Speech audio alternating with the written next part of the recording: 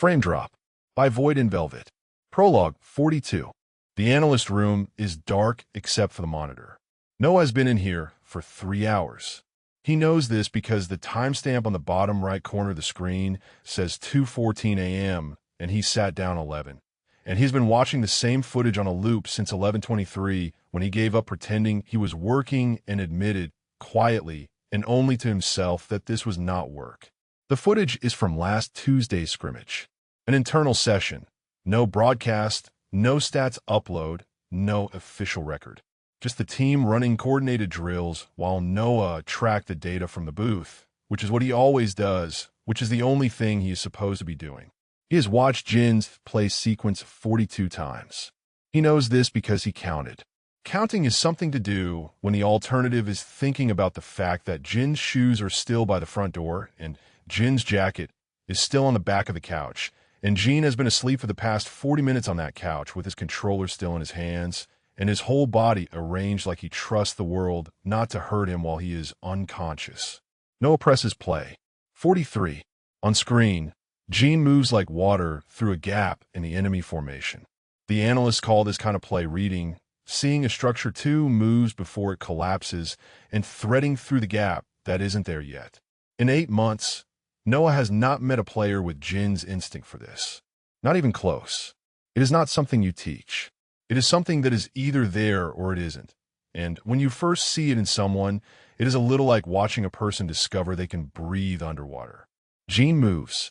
The gap closes behind him. 3 eliminations in 6 seconds.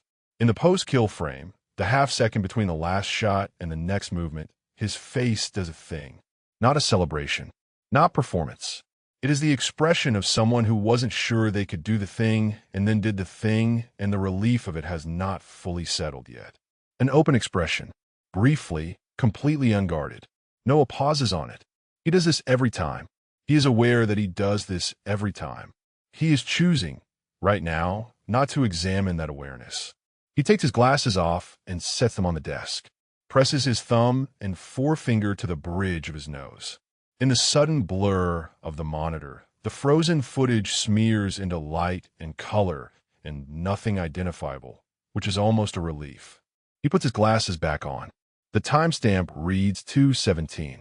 In the next room, through the wall, he can hear absolutely nothing, which means Jin is still asleep and the house is genuinely quiet, which happens for maybe 4 hours a night, and only after midnight when Rafe finally stops playing music in his room and the others have cycled through the kitchen for their last snacks, and the particular low-grade noise of 6 people coexisting in one space has settled into something approaching silence.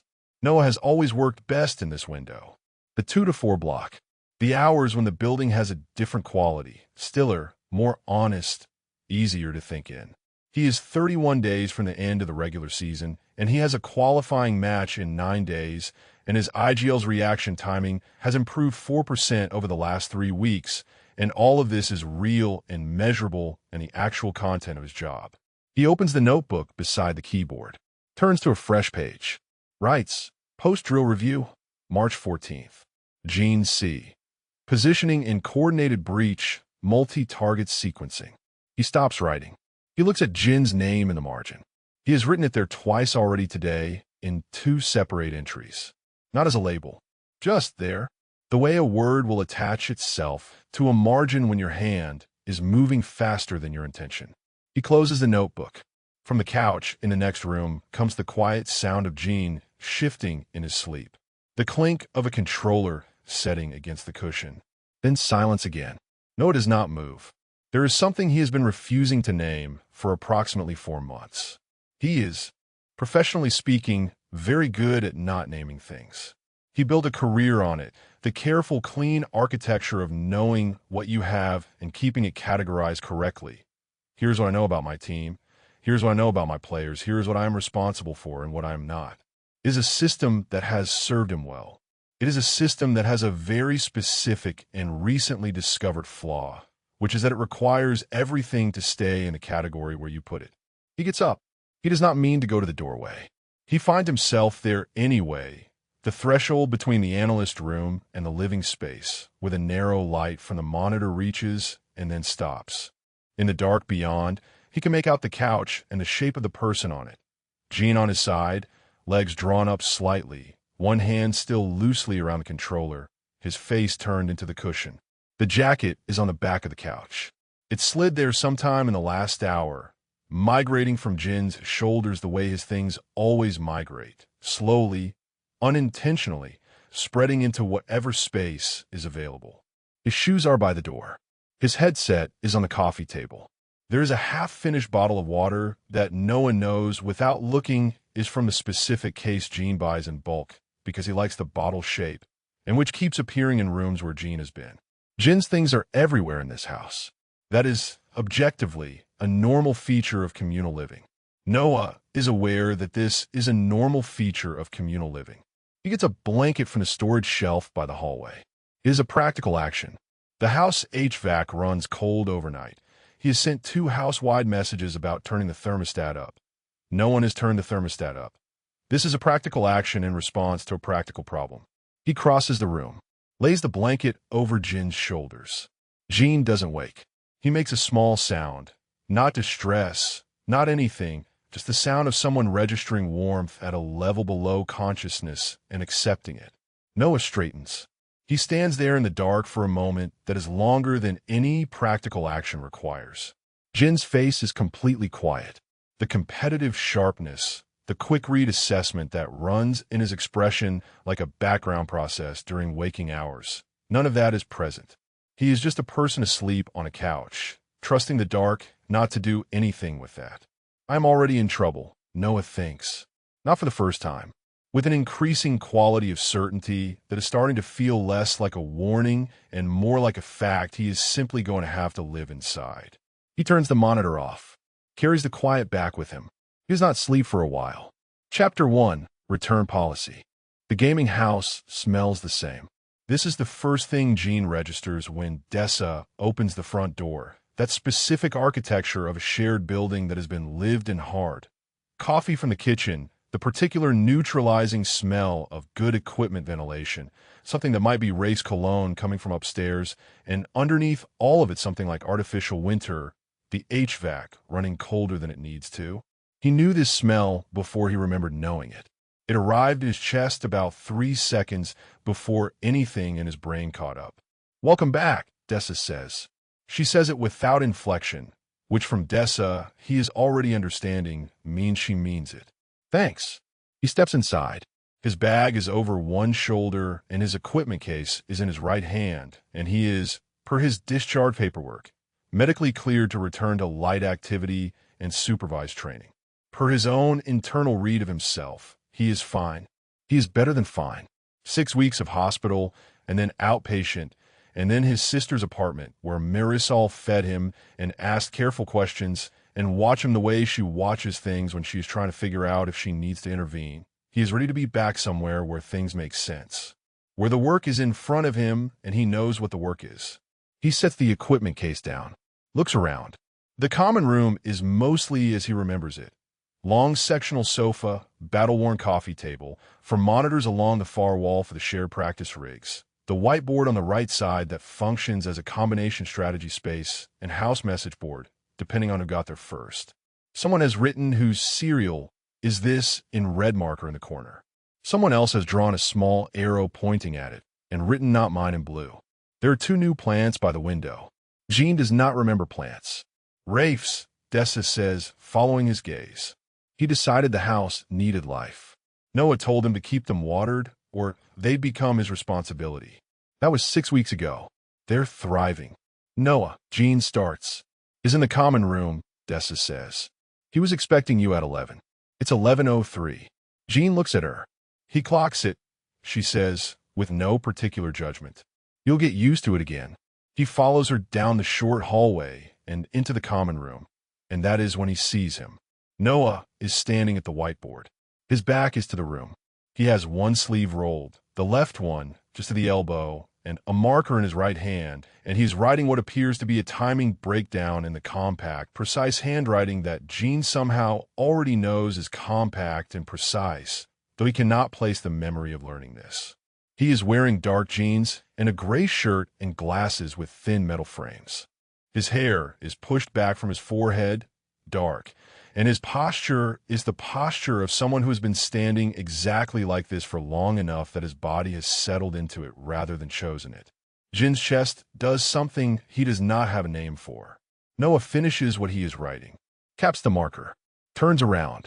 His face, for a moment, does something. Jin cannot read it. It is there, and then it isn't a rapid adjustment, not performed, just internal, the way a person's expression moves when they're doing something fast and private. By the time Noah's eyes have fully settled on Jin's, there is nothing there except professional recognition and the kind of measured calm that Jin is already filing under things he does. "Good to have you back, Caslo," Noah says. Not Jin. Caslo. "Good to be back," Jin says. From the staircase, there is a sound that can only be described as a controlled descent at speed, followed by Rafe Solano appearing in the doorway at a velocity that suggests he has been listening for the front door since approximately 10:45. There he is. Rafe crosses the room in 3 steps and gets an arm around Jin's shoulders with the ease of long practice. He is a little taller, or Jin's memory of him is slightly off, and he smells like the same cologne. "You look good. You look better than good. Actually, that's annoying. You look the same," Jin tells him. "I know. Timeless." Rafe releases him but stays close, and Jin registers this. The proximity, the way Rafe positions himself like a body between Jin and whatever requires buffering. He is not sure what currently requires buffering. He files it. "I'll give you some time to settle in," Noah says. He is already moving back toward the whiteboard. Not dismissively, just with the efficient redirection of someone who has a task in progress. "Team practice at 2. If you want to do an early review of the drills we've been running, the session files are on the share drive onto your login." "I remember my login," Jin says. Noah glances back at him. His expression is perfectly neutral. "Good." He turns back to the whiteboard. Jin watches the back of his head for a moment. His chest is still doing the thing. He does not know what to call it or where it comes from, only that it arrived with the first eye contact and has not fully resolved since. Rafe moves to stand beside him. Very quietly, in a voice designed not to carry, he says, "Come see your room. Dessa reorganized it while you were gone. She says she didn't touch anything, but she definitely moved the monitor 2 centimeters to the left." Jin lets himself be steered toward the stairs. At the base of the staircase, he glances back over his shoulder. Noah is writing again, marker moving in short, certain lines, the whiteboard acquiring a new structure. He hasn't looked back. Jin turns and follows Rafe up. His room is his room. This is the second thing that registers the way the smell did, not as recognition, but as something more immediate, less mediated by the gap in his memory. He stands in the doorway for a moment and takes inventory. The posters on the wall, he has opinions about every single one of them, which he did not expect. The equipment set up at the desk, the chair, the exact position of the chair. He has a distinct, wordless conviction about where that chair belongs, and it is currently 2 inches to the right of where it belongs, and before he has made a conscious decision about it, he has crossed the room and adjusted it. Rafe, leaning in the doorway, says nothing. "I know," Jin says, to preempt whatever Rafe's face is doing. "I didn't say anything. You were going to. I was going to say it's good to have you back." Rafe's voice is easy. "I've been eating cereal alone at midnight for 6 weeks, which is technically possible, but spiritually inadvisable." Jin sits in the chair, the right position. The chair gives with the specific resistance of something he has sat in many times before, and his body finds the angle without instruction, and he does not examine what this means. "Tell me what I missed," he says. Rafe sits on the edge of the bed. "We went 4-2 in the last regional. The second loss was a comms breakdown in overtime, very fixable. Noah's been running the drill set for it twice a week since. Tomas upgraded his rig.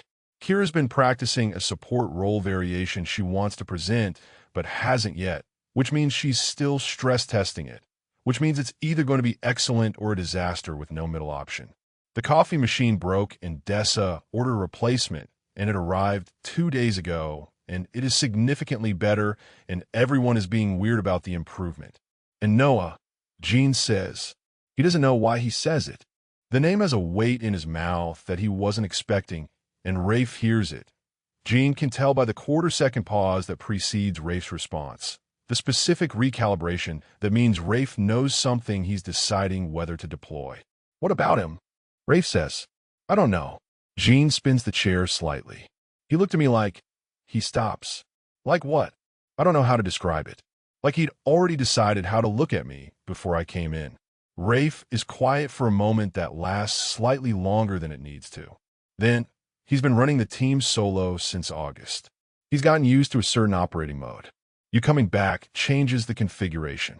Sure, Jin says. It's an adjustment. Sure, Jin says again. He stops spinning the chair, looks at his desk, at the monitor and the keyboard in the small corner of the workspace where his things still are, the specific placement of his tablet, the way the cable management is arranged, the fact that someone at some point has put his headset back on exactly the hook where he prefers it. He knows who did that. He does not know how he knows. 2 o'clock, he says. I should look at the drill files. Jin, I'm fine, Rafe. I know you're fine. Rafe says it without debate. I just want you to know there's no pressure here. Like, medically or otherwise. Jin looks at him. There is something in Rafe's expression that is careful in a way Jin cannot fully parse. Not withholding, exactly, just chosen. Like someone speaking from a heavily edited version of what they actually know. Okay, Jin says. Okay. Rafe stands. I'll make coffee. The new machine has settings that are frankly unethical in their specificity, and I've been waiting to show someone. He leaves. Jin turns back to his desk, opens the share drive, pulls up the drill files Noah has organized under his login, and they are all there. 8 weeks of session data, annotated in the margin columns with small, precise notes in the handwriting Jin already knows. He goes through them in order. He notices that Noah has flagged every instance of a call he made differently post-injury from pre-injury, with a notation system that is not judgmental, just accurate. Previous approach, current approach, delta. He has been tracked this carefully by someone who thought he was gone. Jin reads through the files for 40 minutes without moving. Then he closes the laptop, gets up, and goes downstairs to find the common room again. Noah is still at the whiteboard. The left sleeve is still rolled. The right isn't. Jin sits in the chair by the long table, the one that is for reasons he cannot articulate clearly his chair, and opens his tablet. Can I ask you a question? He says. Noah doesn't turn around. Yes. The delta notations in the drill files. The ones comparing my pre- and post-injury decision timing.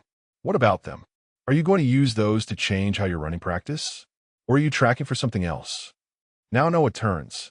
He is, Jin has already noted, a person who does not pivot until he has decided to pivot, a quality of deliberateness to all his movement that makes each small reorientation feel like a considered choice. He looks at Jin with the specific attention that Jin is already learning. Full, steady, assessment-weighted.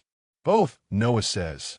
I'm tracking the delta because I want to know if the changes are structural, alter decision architecture, or temporal, meaning they'll self-correct with practice volume. If they're structural, we adapt the drills. If they're temporal, we run volume. Which do you think they are? A beat. I think you're going to be back at your baseline inside a month.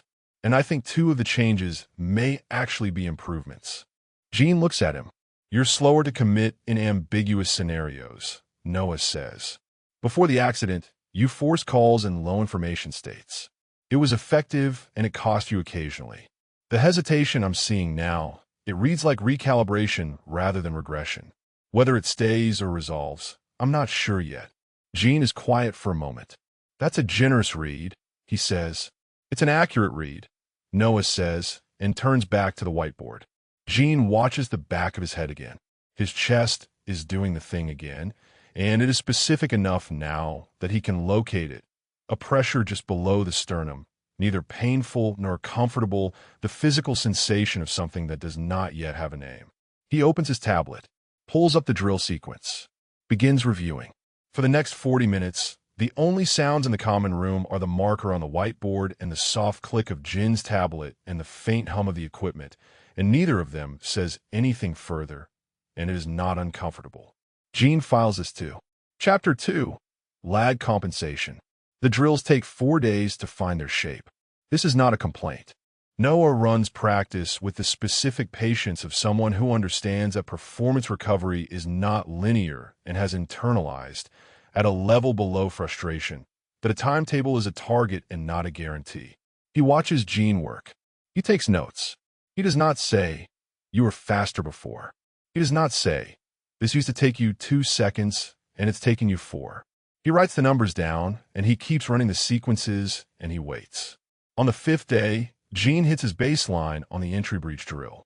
Noah writes the number in his notebook. Does not say anything. Moves to the next drill. Jin glances at him from the practice rig, and Noah can see the question sitting in his expression. Did you notice? Does it count? Was that what you needed? And he gives Jin the nod that means yes. Logged. Next. And Jin turns back to the screen. This is the system. Noah built it before Jin, and Jin slotted into it like someone who had read the manual. He had not read the manual. He never did. He just watched Noah once and understood how it worked, which was one of the first things Noah noticed about him, which was the beginning of all the trouble. They run 4 hours the first week. 6 the second. The team integrates Jin back with the low-key efficiency of people who are waiting for a missing piece to return. Rafe immediately resumes the aggressive comms banter that apparently characterized their in-game dynamic, which Noah had noted the absence of because the team's call and response timing had degraded slightly without it. Kira recalibrates her support position to account for Jin's IGL style, which is slightly more aggressive than Tomas, who had been running calls in the interim. The adjustment happens in 3 sessions. Not clean, but clean enough. The team is good. Noah thinks about this sometimes in the 2 a.m. hours when the house is quiet and he is doing his post-session review, that he has, by some combination of deliberate building and luck and a few decisions he made for the wrong reasons, assembled something that actually works. Something he is proud of. He does not think about this often. Pride is not a productive variable. The one-on-one sessions begin in the 2nd week. Noah frames them as reaction timing assessments, which they are. He runs Jin through structured scenarios on a secondary rig in the smaller practice room. Not the booth, not the team setup, just 2 chairs and a monitor and the kind of concentrated silence that fills a space when the person you are working with is taking it seriously. Jin takes everything seriously. It is one of the things about him that Noah does not let himself have opinions about. Again, Noah says, Jin runs the sequence. The hesitation is still there, a half-beat in the moment of multi-target assessment, the split second where he is collecting information instead of acting on it. It is not an error. It is not even, as Noah told him, necessarily a regression. But it is a change, and changes matter because they become patterns and patterns become outcomes. You're making 2 checks where you used to make 1, Noah says when the sequence finishes. Jin leans back in the chair. He has been at this for 90 minutes. And he is doing the thing where he presses his knuckle briefly against his temple, which Noah recognizes as his tell for frustration that he is choosing not to perform. I know, I'm not criticizing it. I want you to tell me what the 2nd check is for. Jin is quiet for a moment. His eyes go slightly unfocused in the way that means he is looking at the interior version of the question rather than the room. The angle, he says finally. I'm double-checking the angle of the secondary target before I commit. Before, I was committing based on the primary and adjusting on the fly. What changed? I don't know. He says it without evasion. I notice I'm doing it. I can't trace where it came from. Noah makes a note. It might be a recalibration from the accident. Cognitive resource reallocation. You're double-checking because some part of your processing hierarchy got reshuffled. He pauses. It might also just be that you've gotten more careful and you're going to learn to trust the instinct again. Jin looks at him. You'd know the difference? Eventually. How long is eventually? Faster if you stop trying to override it manually, Noah says. You're catching the hesitation mid-sequence and trying to cut it short. That creates a different timing artifact. Let the hesitation be there. Run the drill with it. I need the clean data.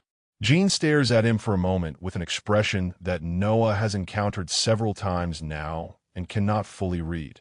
Something between assessment and a question he hasn't decided to ask yet. Then he turns back to the monitor. Okay, Jin says. Again, Jin runs the sequence. The hesitation is there, clean and uninterrupted this time. and Noah times it and writes it down and says nothing. They work for another 30 minutes in this rhythm. No calls, drills. Jin runs them. Noah notes the results in language that is precise and without editorial weight, because the function of this data is to be accurate, not to be kind. Jin has not once, in 2 weeks, asked for kindness in how the data is delivered. He asks for information. It is one of the things. Noah stops that line of thought. After the session, Jin stays. This is new. He has been logging out at session in for the first 2 weeks, efficient and self-contained. And today he stays and pulls Noah's notebook toward him across the desk in the casual way of someone who assumes access and stops when he sees it. Not the notebook as an object. What's in it? Specifically, the margin of today's session page, where Noah's handwriting reads Jin in 3 separate places, not as a label attached to a data point, just alongside the notes.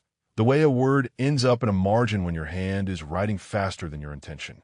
Jin looks at it for a moment. He doesn't say anything immediately, which is unusual. When Jin is confused, he normally asks the question fast. The pause means he is deciding something about the question first. You write my name in your notes, Jin says. All the players, Noah says. He does not look up from the performance log he is compiling. This is not entirely a lie. It is also not entirely the truth, and the distinction lives in the word all, which implies an equivalence of frequency that does not exist. Jin looks at him for a beat. Then, he slides the notebook back. Noah can feel the quality of his attention. Jin has an attention that has a physical register, a specific shift in the air of a room when it lands on you. He is looking at Noah with the quality of someone who has been given an answer they're going to examine later when no one is watching. The hesitation in the angled check, Jin says. You think it'll self-correct? I think we find out by running volume. Okay. Jin stands, stretches, a full, unguarded stretch, arms over his head, the small gap between his shirt hem and the waist of his sweats, and Noah's eyes do not go there. Same time tomorrow, 7 a.m. Jin makes a face that is not quite a complaint. 7. The morning window improves reaction variance by about 8% in recovery protocols. I understand the reasoning, Jin says, with the tone of someone who understands the reasoning and finds it personally offensive. 7 is fine. He picks up his water bottle, goes to the door. At the threshold, he pauses just a beat, the hesitation that Noah is learning to look for in him, the one that means the conversation isn't done, just deciding if it's going to acknowledge that. Then he goes. Noah looks at the notebook, at his own handwriting in the margins. He turns to a fresh page, labels it with the date and post-session notes. He writes 3 lines about Jin's timing data. Then he stops. He closes the notebook. He sits with the open performance log for a while without writing anything in it. The practice room is quiet. Outside the small high window, it is almost dark, the November sky going a deep, uncomplicated gray. He can hear the team in the common room. Rafe's voice, some distant sound from the kitchen, a door. This is the house. These are his people. This is what he built. He opens the performance log again. He writes the date. He writes Jin's name in the header correctly as a label, as a data point. He finishes the log. He does the professional thing. Chapter 3, Rafe knows. The serial is Rafe's. This has been established 3 separate times by the whiteboard system, and Rafe is aware of this, and is also aware that the case for communal serial ownership is philosophically robust and practically unenforceable. He is eating it directly from the box at 12:47 a.m. when Jin comes downstairs in a t-shirt, and the particular expression he gets when his brain has been running at operational capacity for too long and his body is trying to execute a shutdown that his mind keeps overriding. Hey, Rafe says. Hey. Jin opens the cabinet, locates a bowl, takes the cereal from Rafe without asking. Rafe does not comment on this. He slides the milk carton across the counter. The kitchen is small enough that comfortable silence has a specific quality in it, close, easy, like being in a tent in the rain. They have been doing this since Jin's first week on the team. 2 years ago, the midnight kitchen visits that Rafe found accidentally and Jin found on purpose once he knew Rafe was doing them.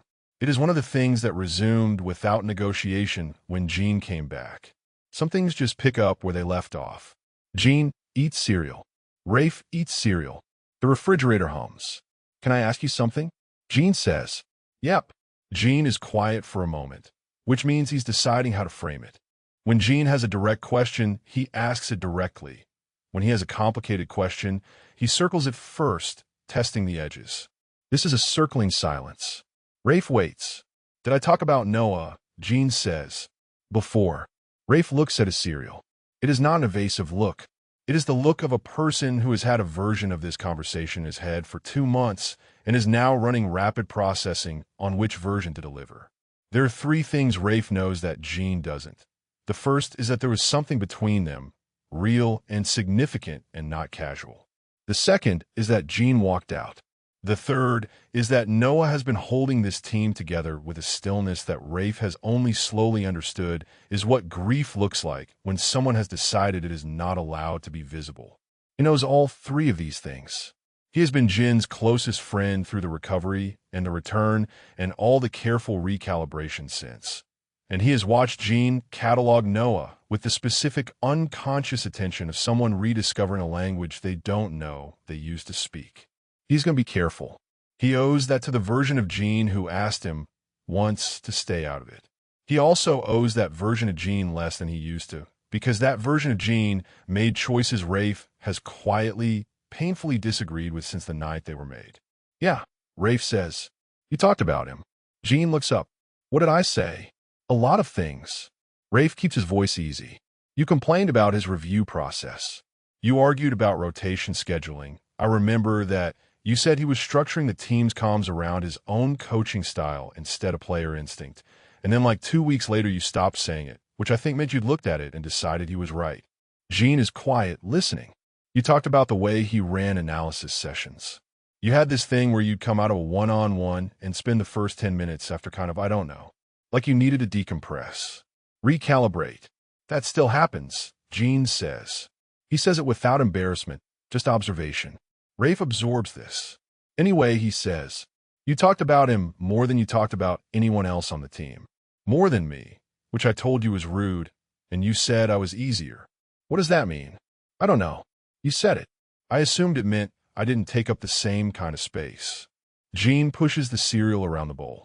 His spoon makes small circles, the same motion he does with his hands when he's working something out spatially. What else? Rafe pauses. This is where he has to choose. He could leave it here, in the territory of professional observations, documented team history, nothing that crosses the line Jin asked him not to cross.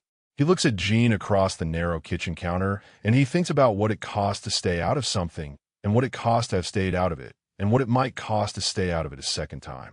You used to talk about him, Rafe says finally, the way you talk about things that matter. Jin is still, and then Rafe continues, careful, picking each word up before setting it down. You stopped. About a month before the accident. You stopped talking about him almost entirely. I noticed it. I didn't ask because you didn't offer, and I figured that was information too. Jin's spoon has stopped moving. What did I say, he says. The last thing you remember me saying about him. Rafe thinks about it. He can locate the conversation, standing in this same kitchen, probably, or the hallway, some unremarkable moment that he has since given too much weight. Jin had been shutting something down mid-sentence, the way he does when he's decided something isn't going to get more air than he's already given it. That he made every room harder to be in, Rafe says. The refrigerator hums. Outside, a car on the street. Was that bad? Jin says. He's looking at the counter, not at Rafe, and his voice is doing the thing it does when the question is genuinely uncertain. Not rhetorical, not a setup for a conclusion he's already reached. He actually doesn't know. Rafe looks at him for a moment. I don't think, he says slowly, that you meant it badly. Jin looks up. I think, Rafe says, you meant it the way you mean things when they're true and also complicated and you don't have a better way to say them. He pauses. I think you meant that he took up a lot of space. I think that was relevant to you. Jin is very quiet. He is looking at Rafe with the open, unmanaged expression that comes out when something has genuinely surprised him. The real face, before the adjustment, before he's recalibrated for audience. You know more than you're telling me, Jin says. I know some things, Rafe agrees. I don't know everything. And some of what I know, I think it should come from him. Or from you remembering. I'm not trying to. He stops. Tries again. I'm not going to make the map for you.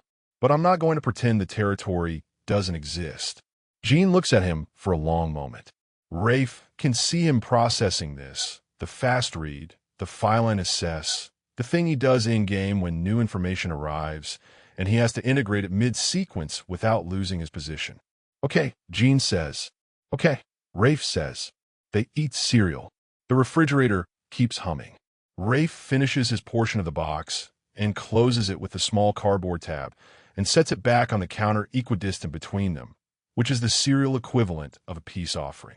Jin finishes his bowl, rinses it, sets it in the drying rack. The hesitation in my angle check, Jin says after a while. Noah thinks it might be an improvement. Does he? He said I'm making 2 checks where I used to make 1. That before, I was committing too fast in low information states. He pauses. He was careful about how he said it, like he was presenting data and not an opinion about the data. Rafe says he's always careful about how he says things. Yeah. Jin is looking at the counter again. I'm starting to notice that. He pushes away from the counter.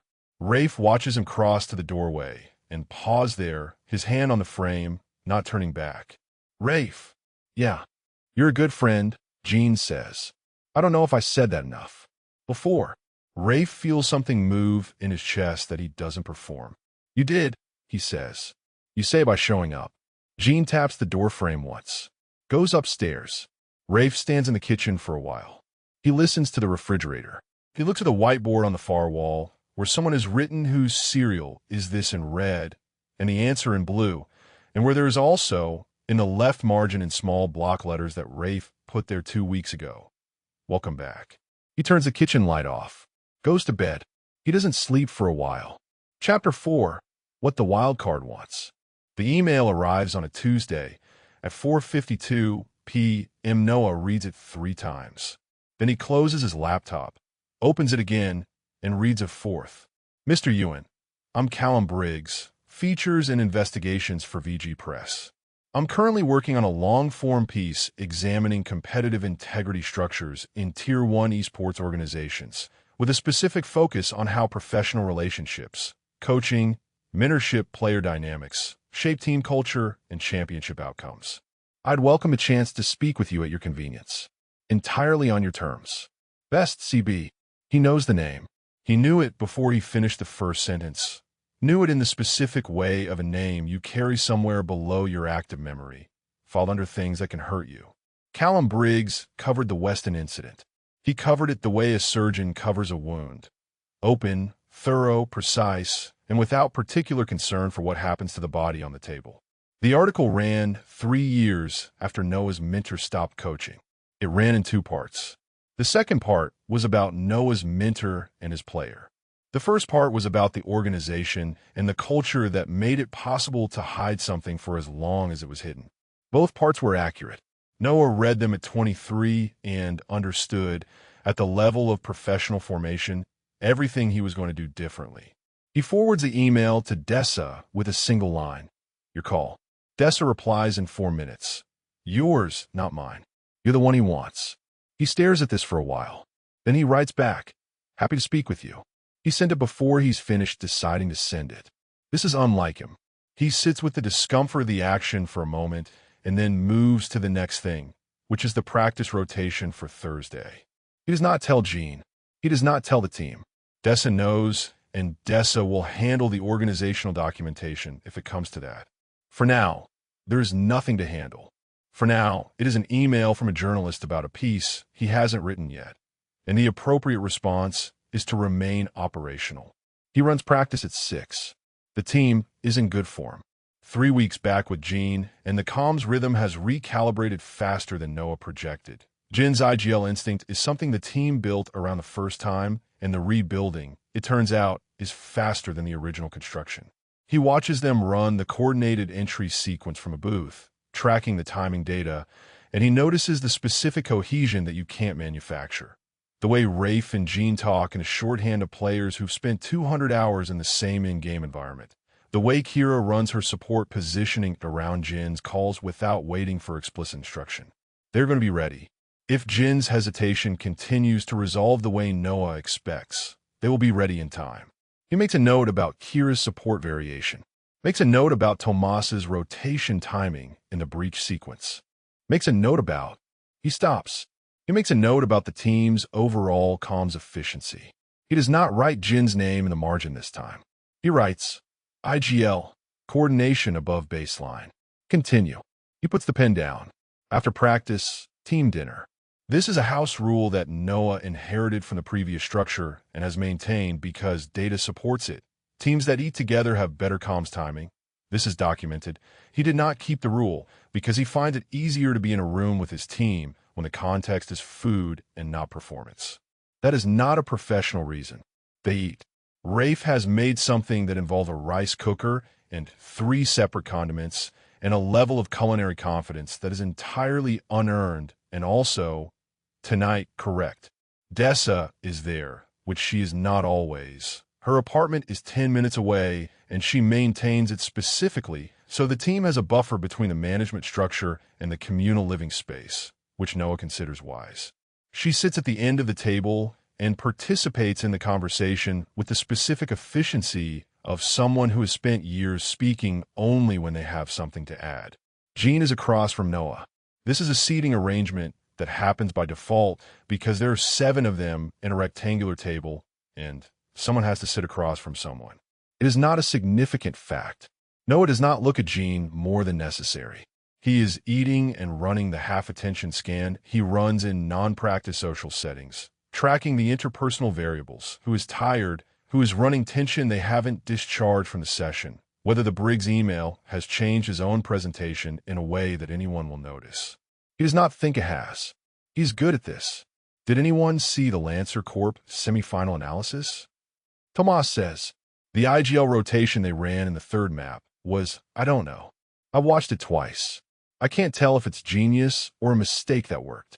Both, Jin says immediately. They opened a gap in their own formation and then closed it before the enemy team could read it.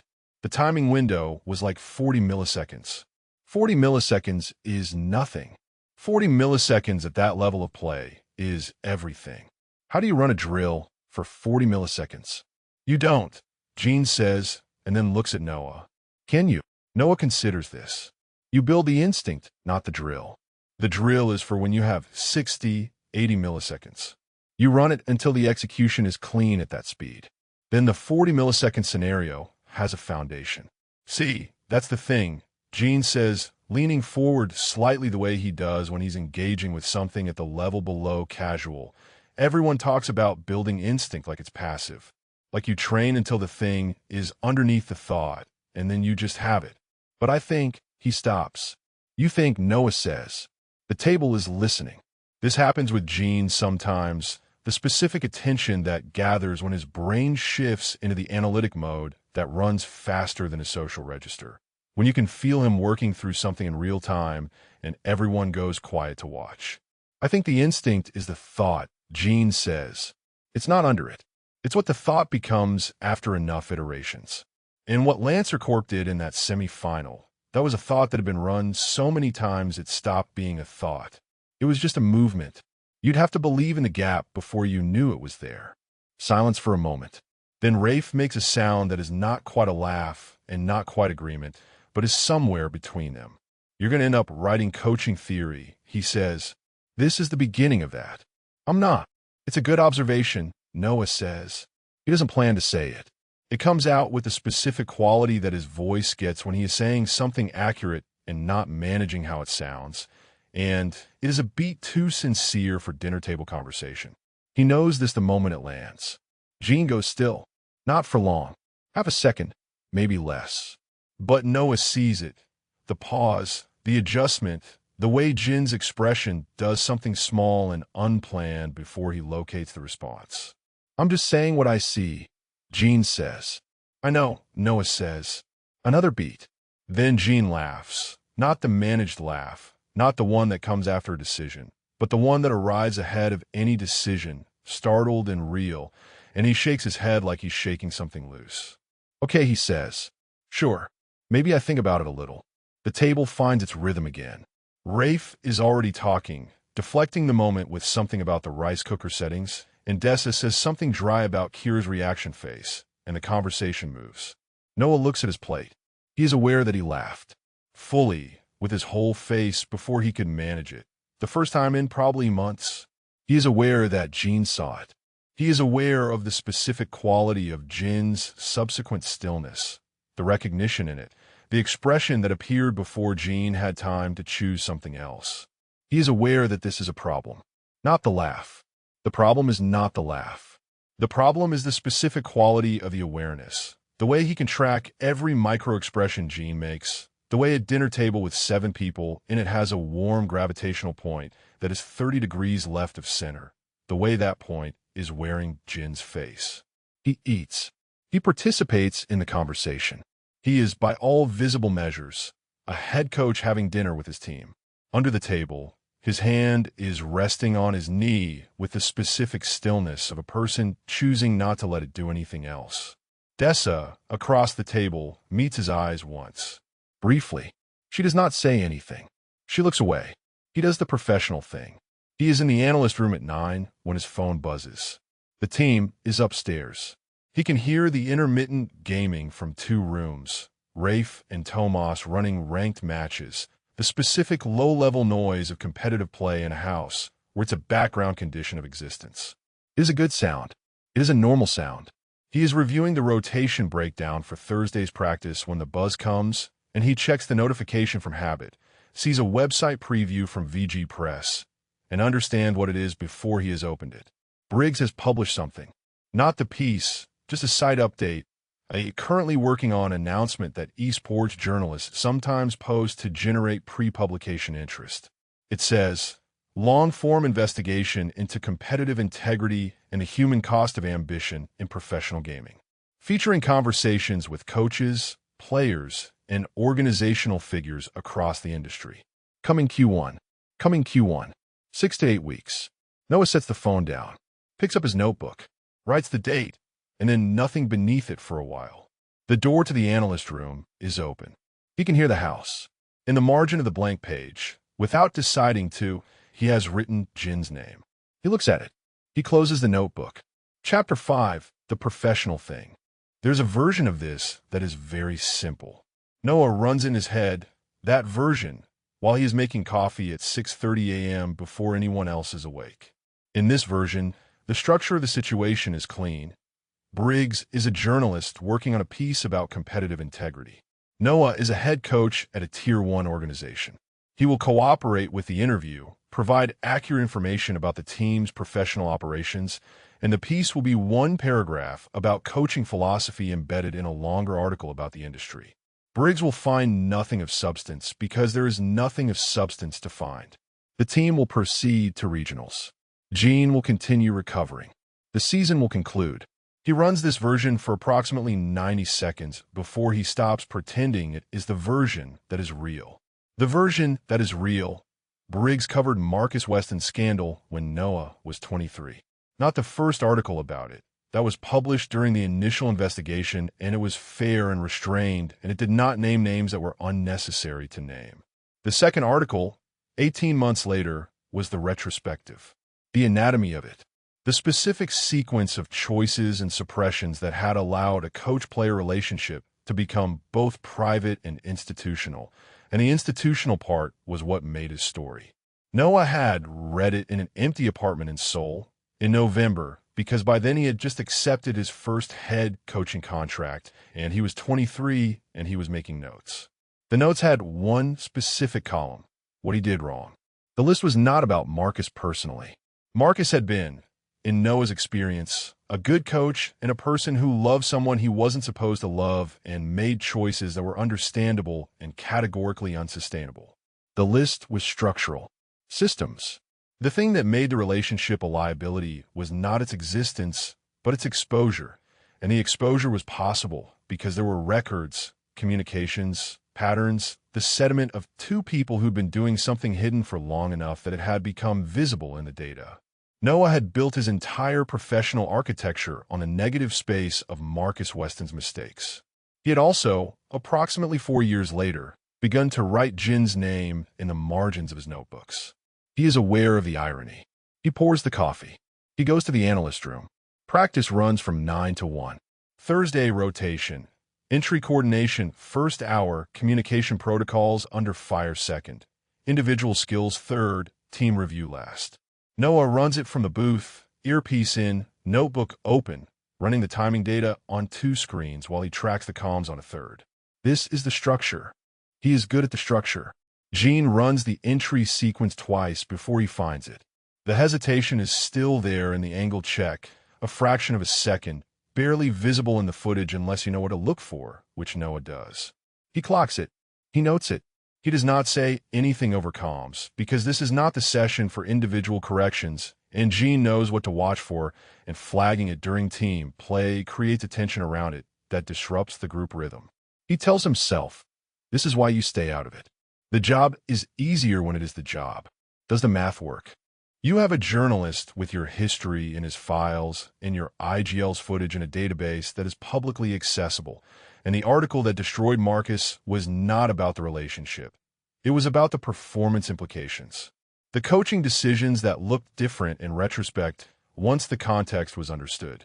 The data that told a story no one had looked at carefully enough. If Briggs looks at Jin's drill data from before the accident and compares it to the coaching logs from the same period, he stops that line of thought. He returns to the screen. After practice, team review in the common room. Noah runs through the session data, flags 2 coordination points to work on before regionals, notes the improvement in Kira support positioning. He is thorough. He is clear. Jin asks a question about the angle check drill, and Noah answers it as one would answer a question about a drill, which is accurate and complete and nothing else. Jin says, your voice does that thing when you're explaining something you're certain about. The room is still mid-debrief. 3 other people are in it. What thing? Noah says. It gets quieter. Jin says it matter-of-factly, like a person presenting an observation to a coach, direct, evidence-based, without social weight. You were explaining the tactical geometry of the angle drill, and your register dropped. Rafe, in the armchair, is looking very carefully at his own hands. That's not a thing, Noah says. It is though Jin says. I've noticed it in, he pauses, counts. 4 separate contexts. One-on-ones, team review, last week at dinner, and once when you were arguing with Dessa about the practice schedule. I wasn't arguing, Noah says. We were negotiating. Your voice was the quietest it's been. Dessa, who is leaning against the kitchen doorway with her arms folded, says, he's not wrong. Noah looks at her. She returns the look with perfect neutrality. The point about the angle check, Noah says and redirects. He redirects the rest of the debrief with professional efficiency, and no one comments on the transition. But Jin is watching him, the quality of attention that has a physical register, the one that means he is filing information, and Noah is aware of it the way he is aware of the angle of light in the room, peripheral and precise. Then, 11 months ago, the first time Jin stayed after a solo practice session, Noah had been in the middle of cleaning up the rig setup when he realized Jin was still in the chair, reading something on his phone. Not in a pointed way. Just still there. Session's done, Noah said. I know, Jin said. He stayed for another 40 minutes. They didn't talk much. Noah finished his post-session notes, and Jin read something, and at some point Jin put his phone down and tilted his head back against the chair and stared at the ceiling with the specific quality of someone who has a lot of thoughts and is choosing not to follow any of them, which Noah recognized because it was something he did himself. When Jin finally left, he said, same time tomorrow, and Noah said, you have team practice tomorrow, and Jin said, yeah, I know. Same time for the solo session. It wasn't a drill that needed running twice. Noah scheduled it anyway. He sat in the practice room after Jin left and thought, I am in trouble. He thought it the way you think a thing when you have been thinking it for a while and have simply stopped arguing with the accuracy of it. He did the professional thing. He scheduled the session. Then, 9 months ago, they had a fight about the comms protocol. It was a real fight, meaning Jin had a substantive position and Noah had a substantive position, and neither was wrong in a way the other could simply absorb. Jin said the protocol was built around Noah's coaching style rather than player instinct. Noah said that was the point of a coaching protocol. Jin said that circular logic was exactly the problem. Noah said define problem. They were in the analyst room. It was 10 p.m. The rest of the team was elsewhere. Jin said, "You build systems that require players to adapt to the coach. The best coaches build systems that adapt to the players." Noah said, "That's an interesting theory for a player who's been in the top 5 nationally for 2 consecutive seasons under this system.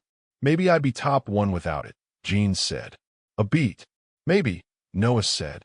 Jin looked at him, and there was something in his expression then, something that moved under the argument, beneath the competitive energy that was looking for something different. Noah saw it, and he filed it, and he held perfectly still. "You're not going to say anything else," Jin said. "The data will tell us both more than this conversation will," Noah said. Jin looked at him for a moment more. Then he laughed. The real one, startled and unmanaged. "You are the most infuriating person," he said. But he said it the way you say something that has surprised you into the truth of it. He left. Noah sat down at the desk and thought, "I am catastrophically in trouble." He did the professional thing. He reviewed the data.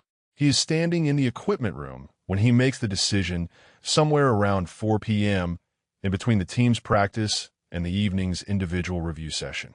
He is holding a cable that needs replacing, and he is thinking about Callum Briggs.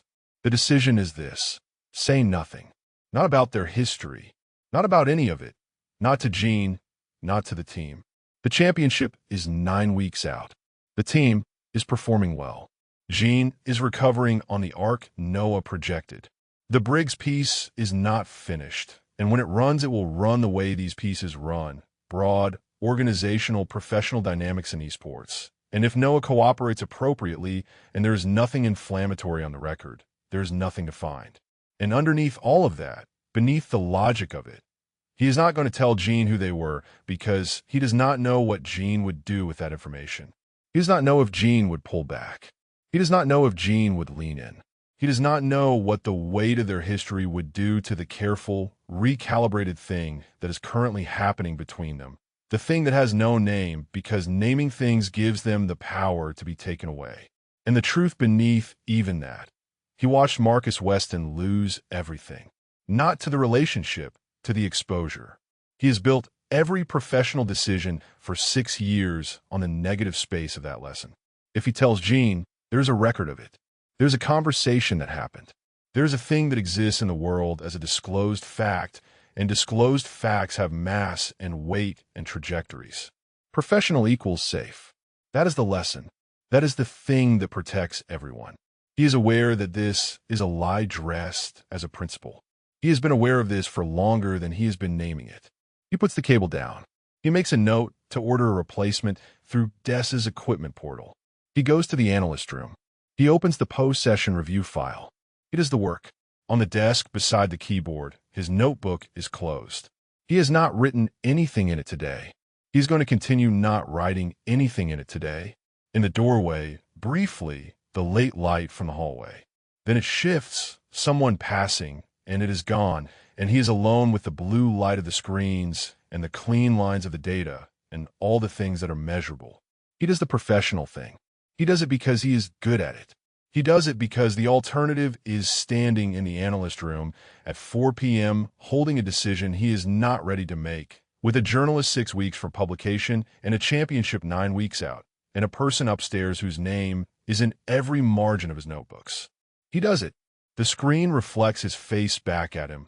Glasses, the second sleeve still down, the expression of someone who has chosen a thing and is not going to revisit it. He looks like someone he built on purpose. He does the professional thing. Chapter 6, New Inputs. The van is a 7-seater and there are 6 of them, which means someone is always going to get the front passenger seat by default, and that someone, through a sequence of events that Jin has not fully reconstructed, is him. He is in the front passenger seat. Noah is driving. The GPS died somewhere outside the city, replaced by a cheerful rerouting loop that has now sent them through the same roundabout twice. And Rafe, from the back seat, is providing navigation commentary with the energy of someone who is genuinely enjoying a crisis that is not his problem. Left, Rafe says. That's a private road, Kira says. It goes in the right direction.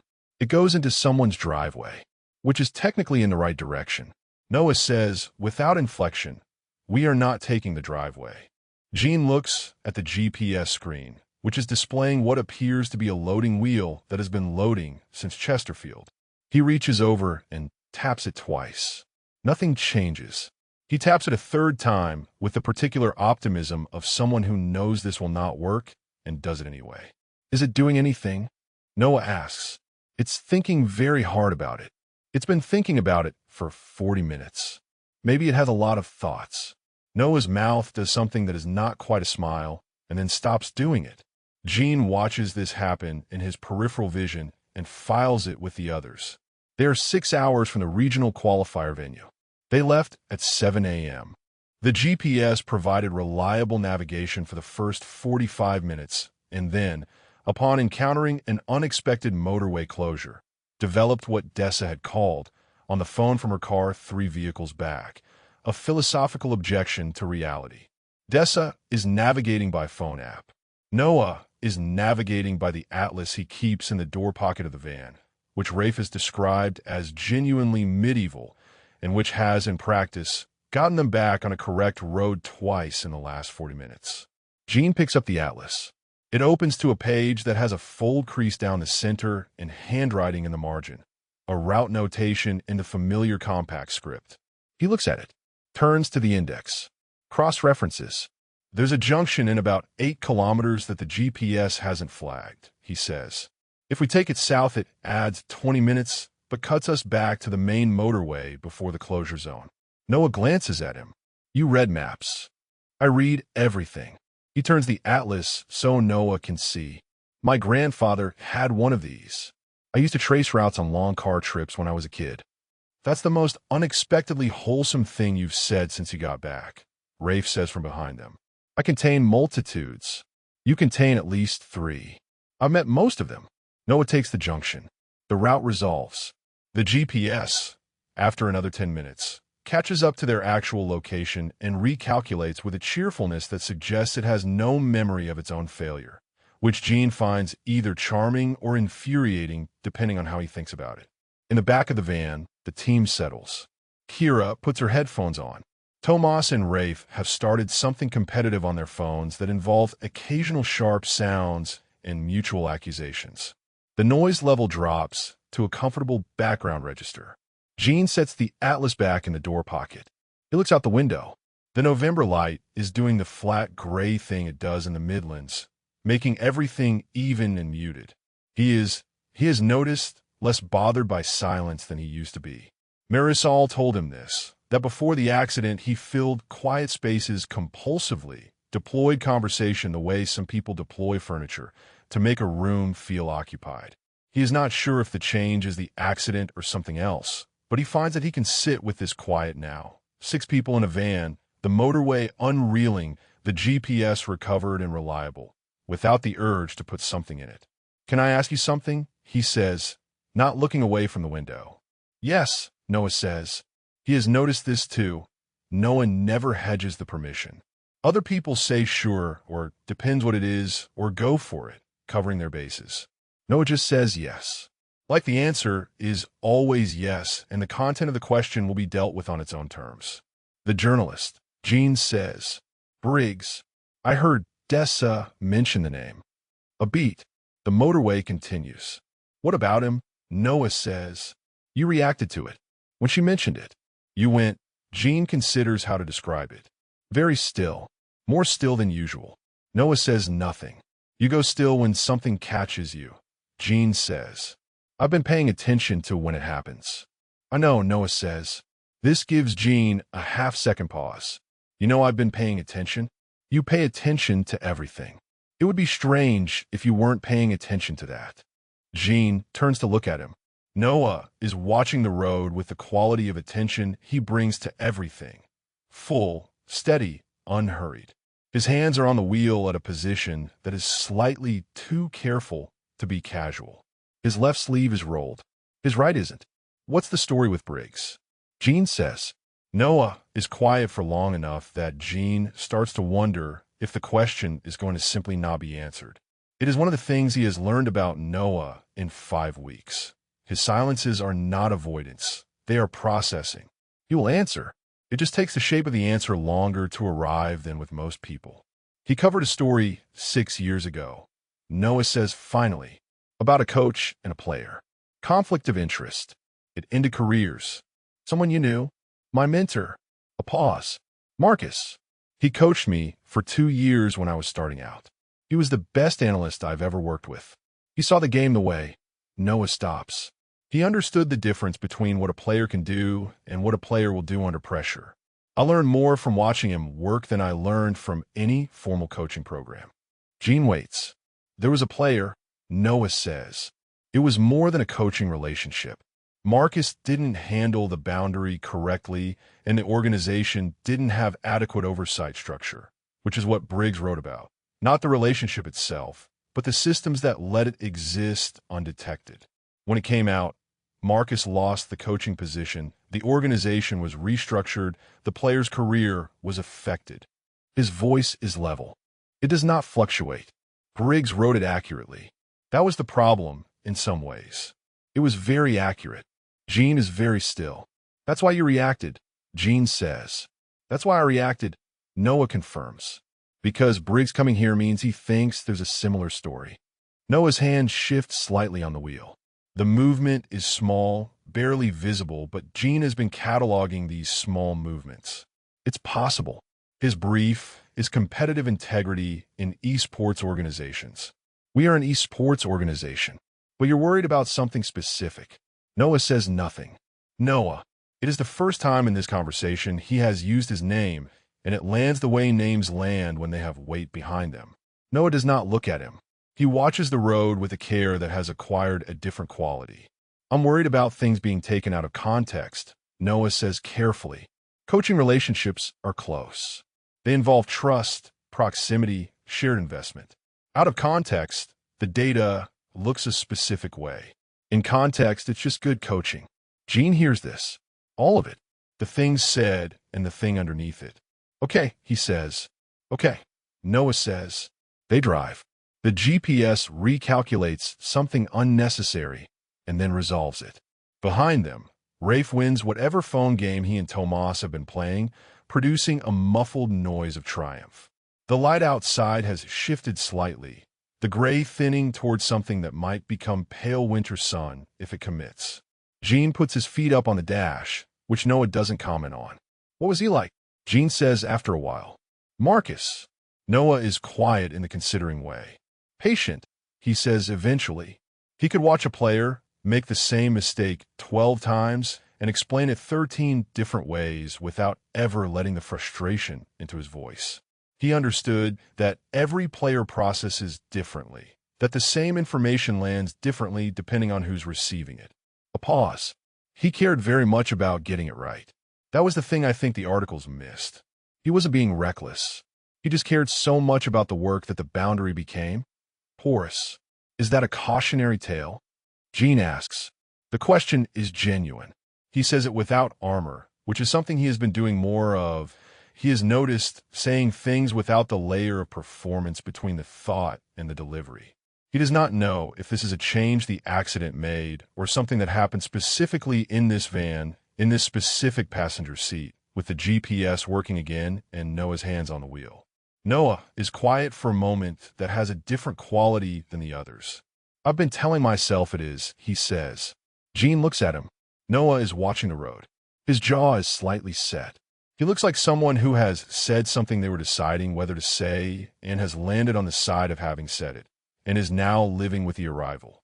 And now, Gene says, and now I'm not sure that's the whole lesson, Noah says. The motorway junction appears ahead. Noah takes it smooth and certain, the same way he makes every decision, not fast, not hesitant, but with the quality of someone who has already run the options and is now executing the one they chose. In the back seat, Rafe has gone quiet. Gene cannot tell if he is asleep or simply not performing ignorance of a conversation he is not supposed to have heard. Gene looks back out at the road, unfolding. The light has committed to something warmer now, pale, winter thin, but present. My grandfather, he says, not because it is connected to anything, but because it is used to say that maps only work if you're honest about where you're starting from. Like, you can't navigate from a position you're pretending to be at. He can feel Noah looking at him briefly before returning to the road. That's good, Noah says. He was a smart man. How much do you remember about him? Jin considers this. The accident took specific categories of memory, temporal, contextual, relational, but left others untouched, and the sorting of what's gone versus what's just mislaid is an ongoing project his therapist is helping him with. A lot of the big things, he says, some of the small ones. His voice, the smell of his car, the maps. He pauses. I remember feeling safe with him. Noah says nothing. He does not fill the pause, which Jin has learned means he is holding something in the silence instead. After a while, that's a good thing to remember. Yeah, Jin says. They find the right exit 60 kilometers later. Dessa's car slots back in behind them at the roundabout that brings them onto the final stretch to the venue. Noah signals the turn. The GPS, unchallenged now, guides them through the last 20 minutes without incident. At the hotel, the van empties with the particular energy of people who have been sitting too long. Rafe unfolds himself from the back seat and stretches with theatrical anguish. Kira is already on her phone. Tomas is pulling gear bags from the back. Jin gets out, goes around to the driver's side. Noah is standing by the open door, atlas in hand, in the process of folding it back to the cover. He looks up when Jin appears. Jin has not planned what he is going to say, which is unusual for him. He normally has at least a version of a conversation ready before he starts it. He stands there for a moment in the parking lot, in the thin December light, and says the true thing. Thank you for telling me about Marcus. Noah looks at him. His expression is doing the thing, the careful, controlled surface with something underneath it that is not controlled at all. He is wearing it the way he wears most things, correctly. Precisely. You asked, Noah says. You didn't have to answer. No, Noah says. I didn't. He closes the atlas, puts it back in the door pocket, closes the van door. They go inside. Chapter 7, Competitive Advantage. The thing about performing at a qualifier, Jin has discovered, is that it does not feel like what he was afraid it was going to feel like. He was afraid it was going to feel like reaching for something that wasn't there anymore. Like standing at a door he used to have a key to and finding the lock had changed. He has been afraid of this, quietly, since the accident. The specific fear of returning to something you've been told you're good at and discovering that the accident took that too. And now you are standing in the room of your former self, trying to explain the absence. It does not feel like that. It feels like this. This specific high-register alertness, the map of the playing environment assembling itself in his head the moment he gets eyes on the screen setup. The instinct running underneath the conscious calculation like a secondary processor he forgot to shut down. He can feel his team around him. Rafe 2 feet to his left, Kira past him, Tomas anchoring the flank. And he can feel the configuration, the shape of what they are together, the specific fit of how they slot. He has missed this, more than he knew. Warm-up drill in 10. Noah's voice says in his ear. His comms check. Level. Steady. The steadiest thing in the room. Copy, Jin says. He runs the warm-up. The hesitation is there. He can feel it in the angle check sequence, the half-beat extra where he is gathering information before committing, and he lets it be there, the way Noah told him to. Lets it be part of the run. Does not fight it. The first match begins. The format is best of 3. Their opponent is a team they have played twice before, which means there is existing data and existing pattern to disrupt.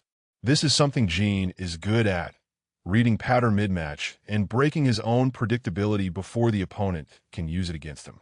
In-game, he is running 2 levels of calculation simultaneously. The immediate play and the structural layer above it, the map of tendencies and counters and timing windows. He makes a call in the second round that surprises him as he makes it.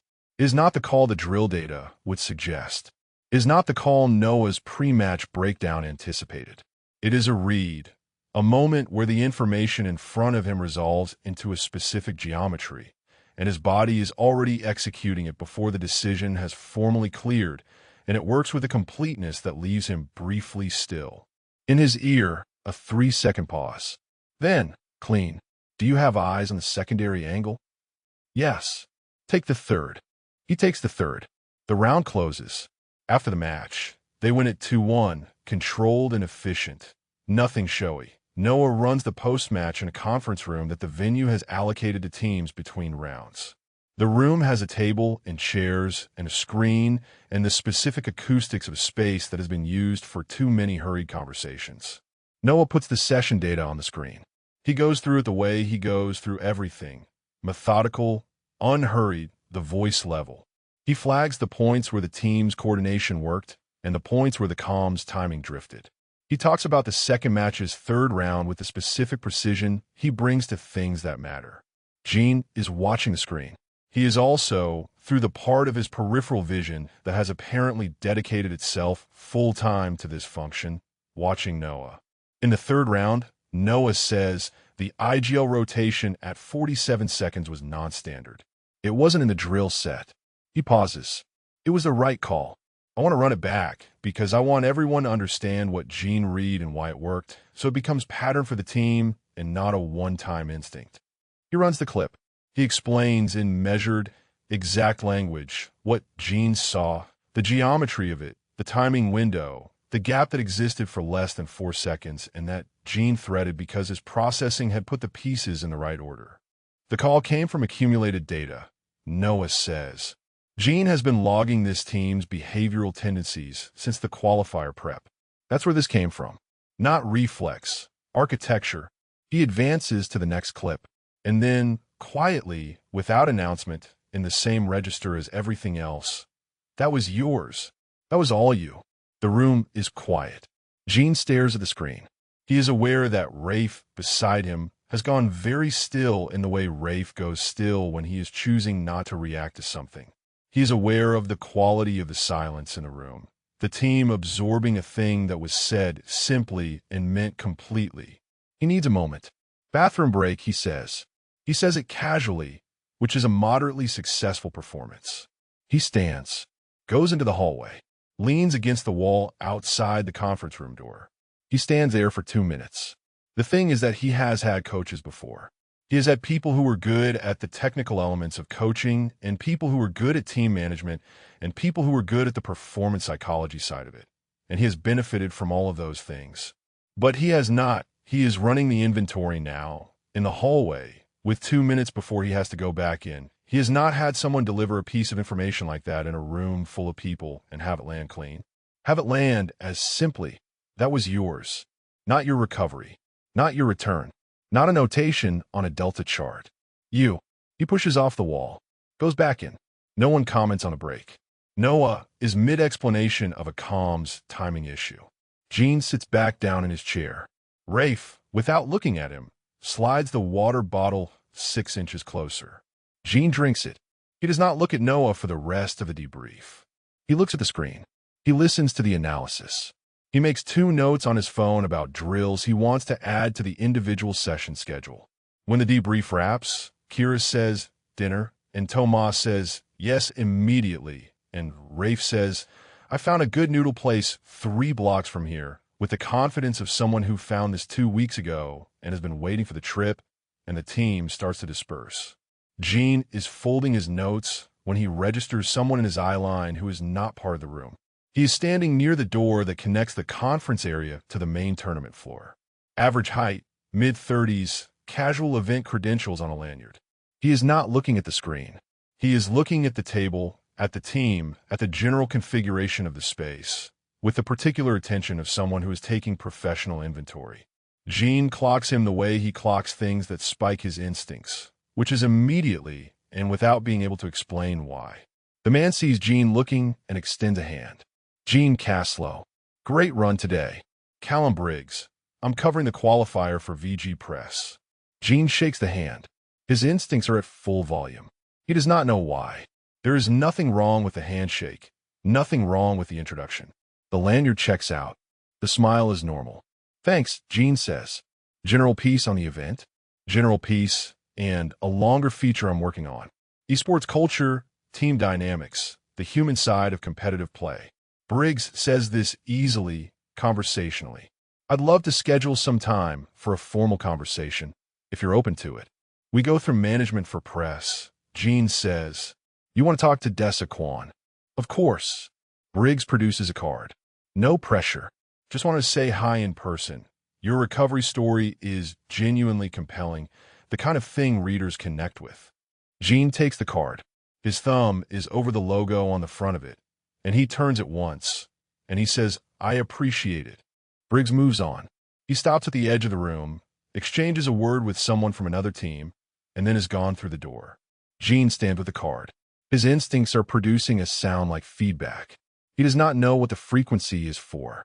He cannot locate the source. He just knows something about that conversation was constructed. Something about the information exchanged was deliberate in a way that did not match the delivery. He turns around. Noah is at the back of the room, notebook in hand. He is looking at Jin. He saw the exchange. His expression is, as always, controlled. But Jin knows the difference now between control neutral and control because it has to be, and what Noah is wearing right now is the second one. His jaw is slightly set. His eyes have the quality of a person who is doing a fast, private calculation. Jin holds up the card. Noah looks at it, then at Jin. "Management," he says.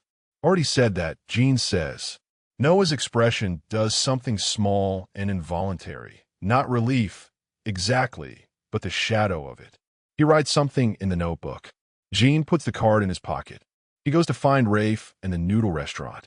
He spends the walk processing what he cannot articulate. Something is wrong with the shape of that conversation. Not the content, the shape, the way it was structured, the specific questions that were not asked, the specific pieces of information that were offered instead of requested. He has spent 2 years running IGL calls based on reading what is not being said. His instinct for pattern is not going to leave him alone about this one. He does not tell Rafe. Not tonight. Tonight, there are noodles and a team that won their first qualifier match, and Rafe ordering for everyone in what he insists is the correct Spanish pronunciation of things that are not Spanish words. But he looks up Callum Briggs on his phone under the table. The articles come up. He reads the first one, then the second. He finds the one about Marcus Weston on the third page of results, published 6 years ago, 2 parts. He reads it carefully in the way he reads important things. He sits with what he has read. He does not finish the noodles. Chapter 8, Marisol calls. The hotel room has thin curtains that do not fully block the parking lot lights. So when Jin lies on the bed staring at the ceiling, it is a pale, washed-out ceiling rather than a dark one, which feels accurate to the quality of his thoughts. It is 11:14 p.m. The team is in rooms distributed across the 3rd and 4th floors. Rafe is 2 doors down and has sent a voice message at 10:30 that was mostly ambient noise and the phrase, "Good sleep is a competitive advantage," before disconnecting, which Jin has interpreted as both sincere advice and a statement of personal intention. Jin has not taken the advice. He has his phone on his chest. He has been looking at the same stretch of ceiling for 22 minutes. He knows this because the phone kept lighting up with messages from the team group chat. Post-match adrenaline producing opinions about the tournament bracket and requests for breakfast recommendations, and he has tracked the timestamps without responding. He calls Marisol at 11:36. She picks up on the second ring, which she always does when he calls after 10. This is one of the things that did not change, that she has always answered the late calls fast, without complaint, because she decided a long time ago that her brother calling 11 p.m. was something she would be available for. "Hey," she says. "Hey."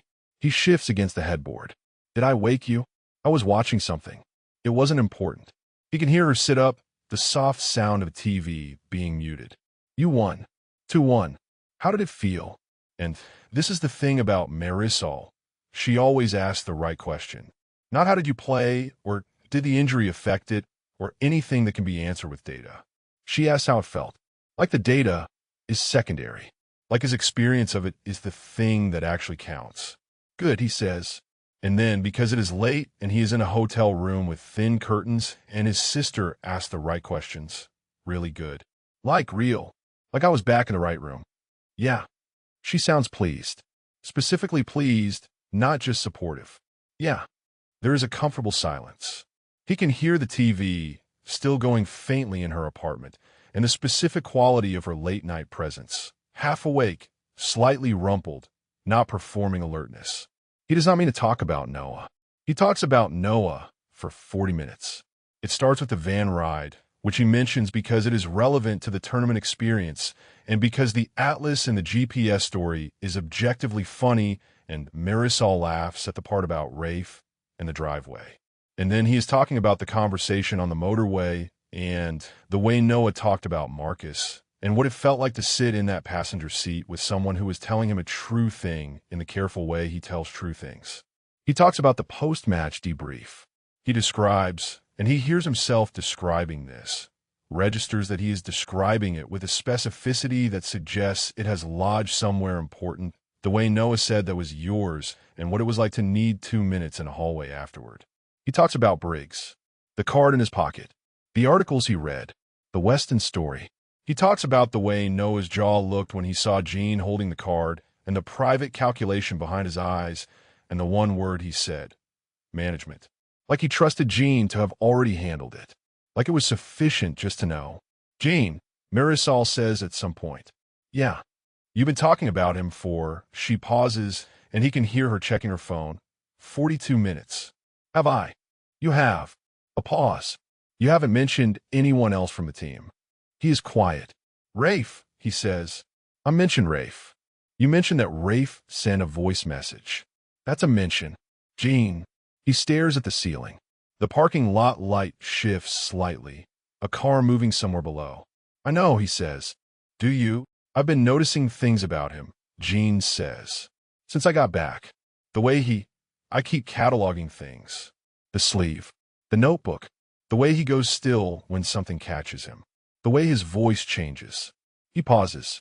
I told him today that I'd noticed his voice gets quieter when he's most certain. In front of the whole team. I don't know why I said that. I said it because it was true. Marisol says nothing. And in the van, he continues because her silence is the kind that asks him to keep going. He told me something he didn't have to tell me. About his mentor. About why he reacted to Briggs. He said the lesson he'd taken from his mentor's story might not have been the whole lesson. And he said it like he was deciding something about it in real time. What do you think he was deciding? I don't know. He presses the back of his head against the headboard. I don't know, and I can't figure it out from the information I have. And I don't have all the information because there are things I don't remember, and I can't tell which gaps are things I just haven't learned yet, and which ones are things I used to know. Marisol is very quiet. He used my name today, Gene says. In the van. I used his, and then he used mine. Not in a coaching context. Just my name. He exhales. I've noticed that he doesn't do that with other people. Or not often. Dessa, maybe. No one else. Another beat of Marisol's particular silence. The kind she uses when she is holding something, deciding how much of it to give. You sound like you did before, she says. He goes still. Before what? Silence. Marie. Get some sleep, she says, and her voice is gentle, but there is something in it, some quality of restraint. The deliberateness of someone who has decided tonight is not the night for the rest of the conversation. We'll talk when you're back. What does that mean? Before what? Gene. The gentleness is still there, layered over something firmer underneath it. I'm not going to do this over the phone at midnight. You played well. You should be glad about that. Get some sleep. He wants to press. He does not press. He knows this tone, the one that means Marisol has made a decision about the container for this conversation and is not going to be argued out of it. Not because she doesn't have more to say, but because she has decided this is not the moment. Okay, he says. Okay. A pause. You played well. You said that. It bears repeating. He can hear her smiling, and the warmth of it travels through the phone line with remarkable reliability. Thanks, Mari. Call me when you're back. Not at midnight. I'll call whenever I want, he says. You always answer. I always answer, she agrees, and there is something fond and slightly helpless in it. Good night, Gene. Good night. He hangs up, lies on the bed with the phone on his chest. You sound like you did before. Before what? He runs the inventory. Before the accident, obviously, she means before the accident. But something in her voice made it specific. Not before you were injured. Not before you went away. Before, like a point in time that has a particular content. A before that is the before of something. He stares at the pale, washed-out ceiling. His chest is doing the thing it does when Noah doesn't look at him, the seizing, the pressure below the sternum, the feeling that is not new even though he cannot trace where it started. He has been telling himself it is new. He has been treating the return as a clean beginning, the accident as a kind of reset button, the everything before as context he does not have access to and therefore cannot be responsible for. Starting over clean means the past doesn't count. He has not said this to himself in those words, but that is the shape of what he has been living in. He picks up his phone, opens the share drive, pulls up the drill files. He reads Noah's margin notes for 20 minutes. The handwriting is familiar in the way that the gaming house smell was familiar, not through memory, not retrievable as narrative, just known. The body's version of recognition, which predates the mind's. Jin's name appearing in the margins. Not labeled, just there. He puts the phone down. He does not sleep for a long time.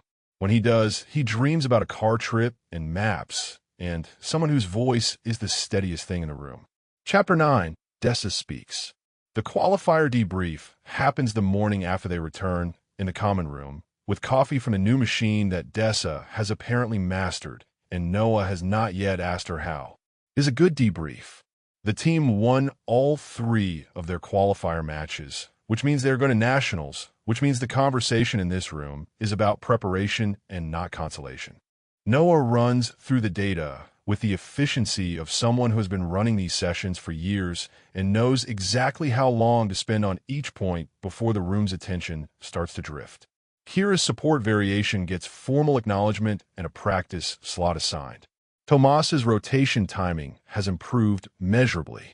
The comms breakdown from the second match's third map is identified and given a drill sequence to address. Jin is in his chair. He is paying attention with the quality of attention that Noah clocks because it is different from the others, more total, more alive to subtext. He asks 3 questions across the session, all good ones.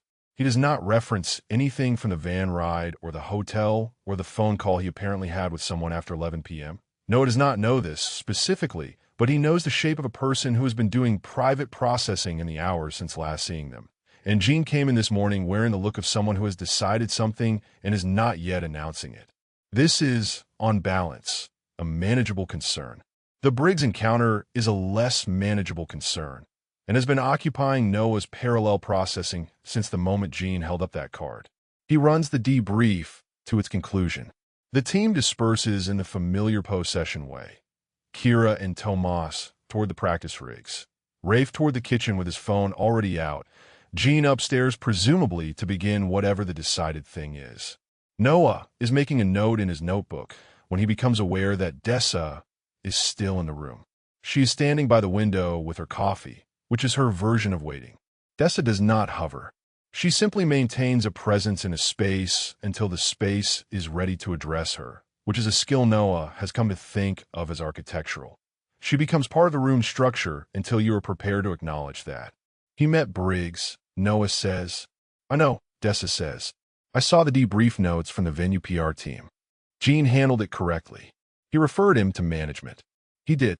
She looks at him with the expression that means she is about to say something that is not about the thing she is nominally discussing. Did you speak to Briggs directly at the venue? No, but he saw you. Probably. She drinks her coffee. Outside, the street sounds of a mid-morning neighborhood. A lorry, someone's music, the specific urban neutral of a Wednesday. How much does he have? Noah says. Enough to be asking questions. Not enough to publish anything actionable. She turns from the window. I've had our legal team prepare an NDA framework for the organization's standard media engagement protocol. If Briggs requests a formal interview, we can require it as a condition of access. That creates a liability barrier for anything he publishes without it. That creates a liability barrier, Noah says. It doesn't eliminate the story. No, desagrees. It doesn't. She puts her mug down on the windowsill. This is a tell. Dessa does not put things down unless she is preparing to use her hands for something, which in Dessa's case means the kind of emphasis she deploys through very specific stillness. She's about to say the thing she actually came to say. I want to ask you something, she says.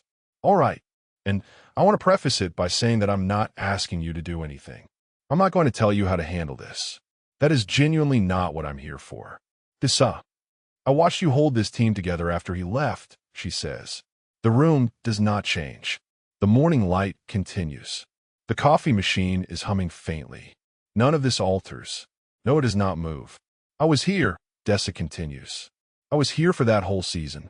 I watched you run practice at the same level you always run it, and do the post-game analysis, and develop Kira's positioning, and build Rafe's synergy numbers back up from the dip they took after August, and manage Sungmin's performance pressure without ever leaning on anyone in the house with it.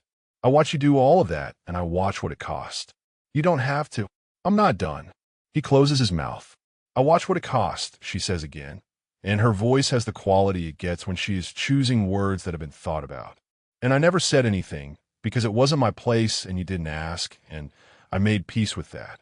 But Briggs is here now, and Jin is back, and the thing that you have been managing as a private weight for 7 months is about to stop being manageable by silence. She picks up her mug. I'm asking you to stop pretending you don't have a stake in how this ends, she says. That's all. I'm not asking for the whole conversation. I'm asking you to stop performing detachment in this room when I'm the only person in it. Noah looks at her. Dessa Kwan has been his team manager for 4 years. She was there when he was building this organization from a mid-tier regional into something that belongs at nationals.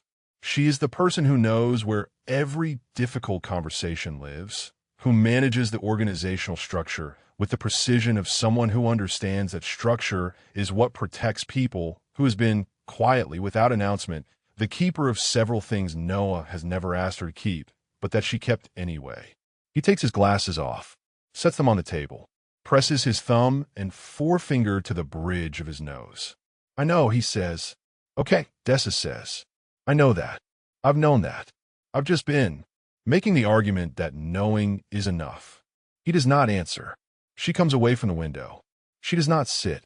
She stands at the end of the table, coffee in hand, with the particular quality of a person who has said what needed saying and is now deciding whether anything further is required.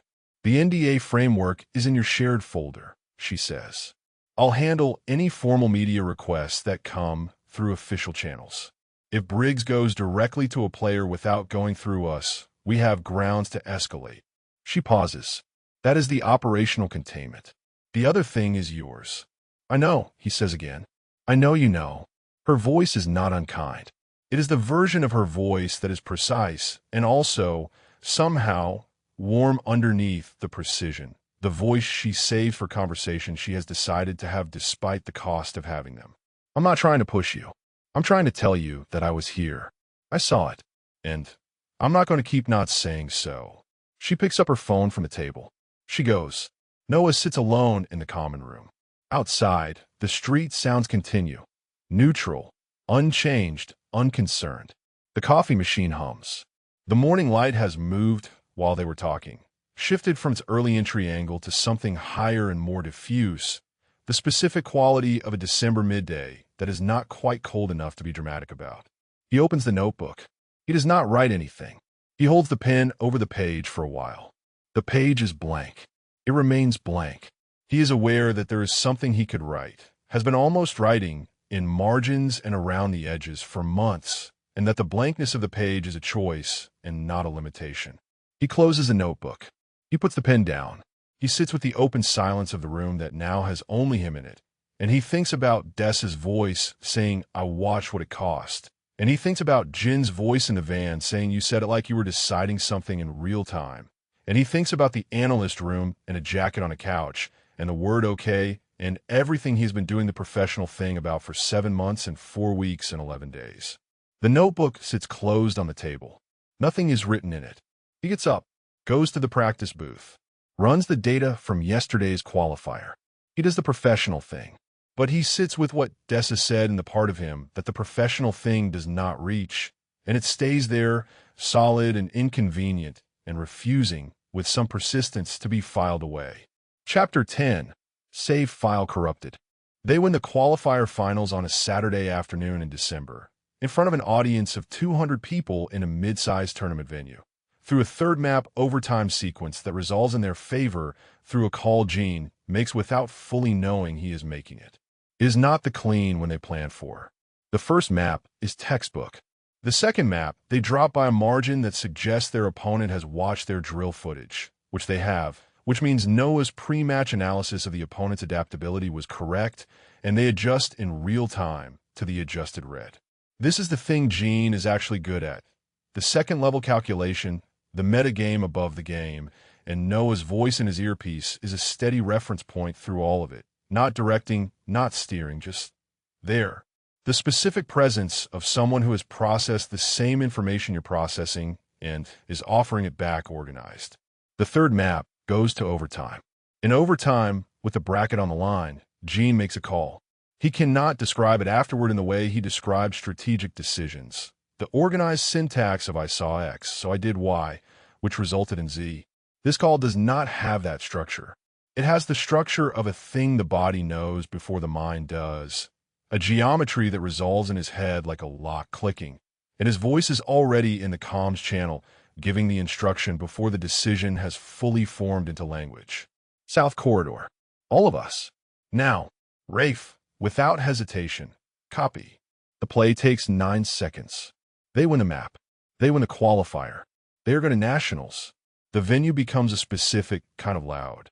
Rafe is the first one on his feet. He does something that is somewhere between a shout and a specific sound humans make when adrenaline and relief collide at high velocity. And then he has Jin by the shoulder, and they're doing the thing you do after a win. The physical language of a team that has just done something together, and the bodies need to express it.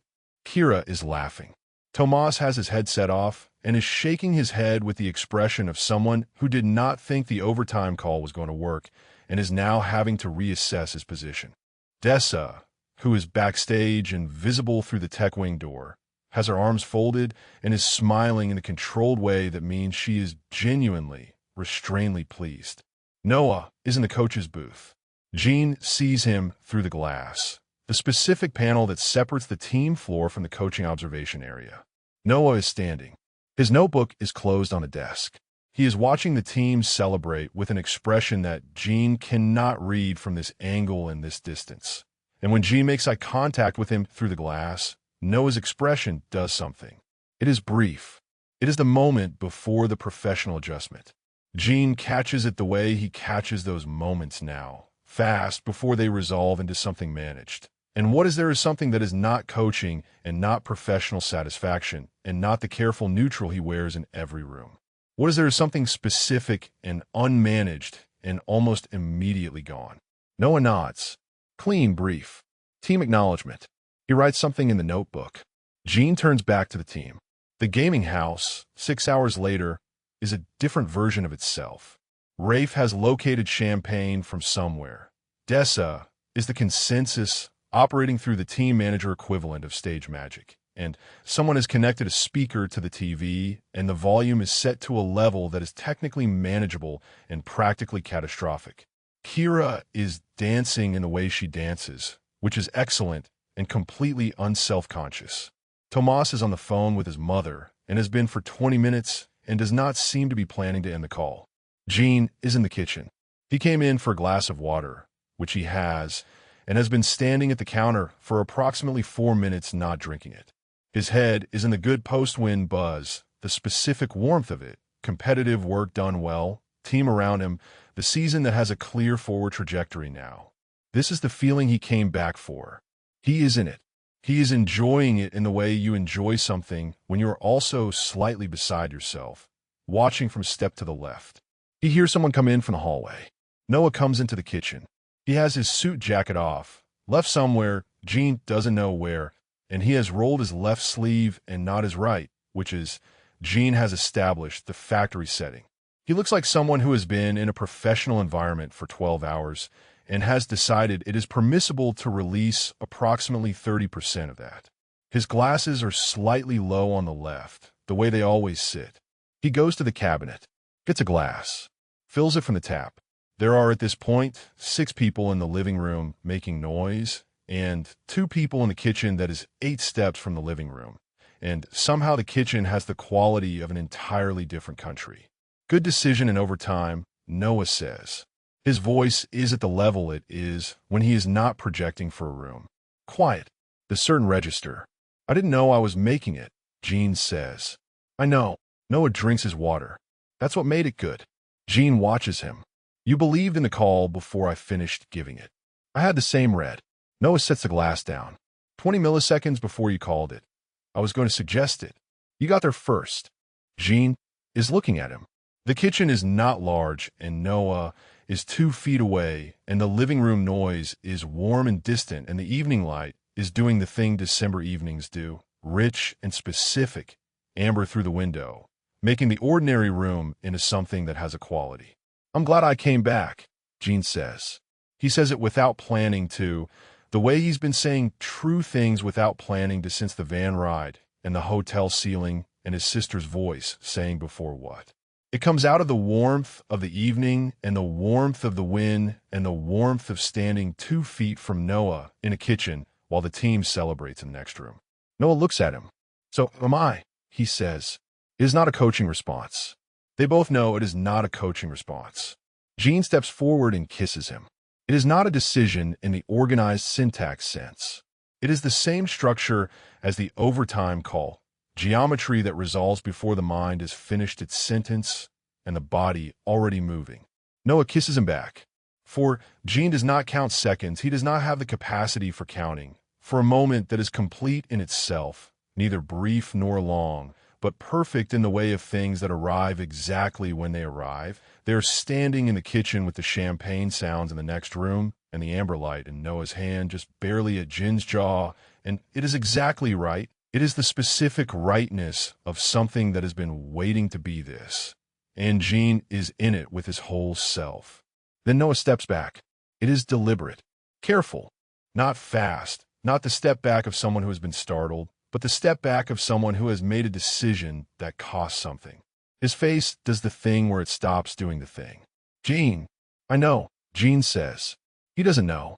But Noah's expression is the expression of someone who is about to protect him from something, and Jin's instinct fires the same way it always fires when he reads that expression on the people in his life. Make it easier for them.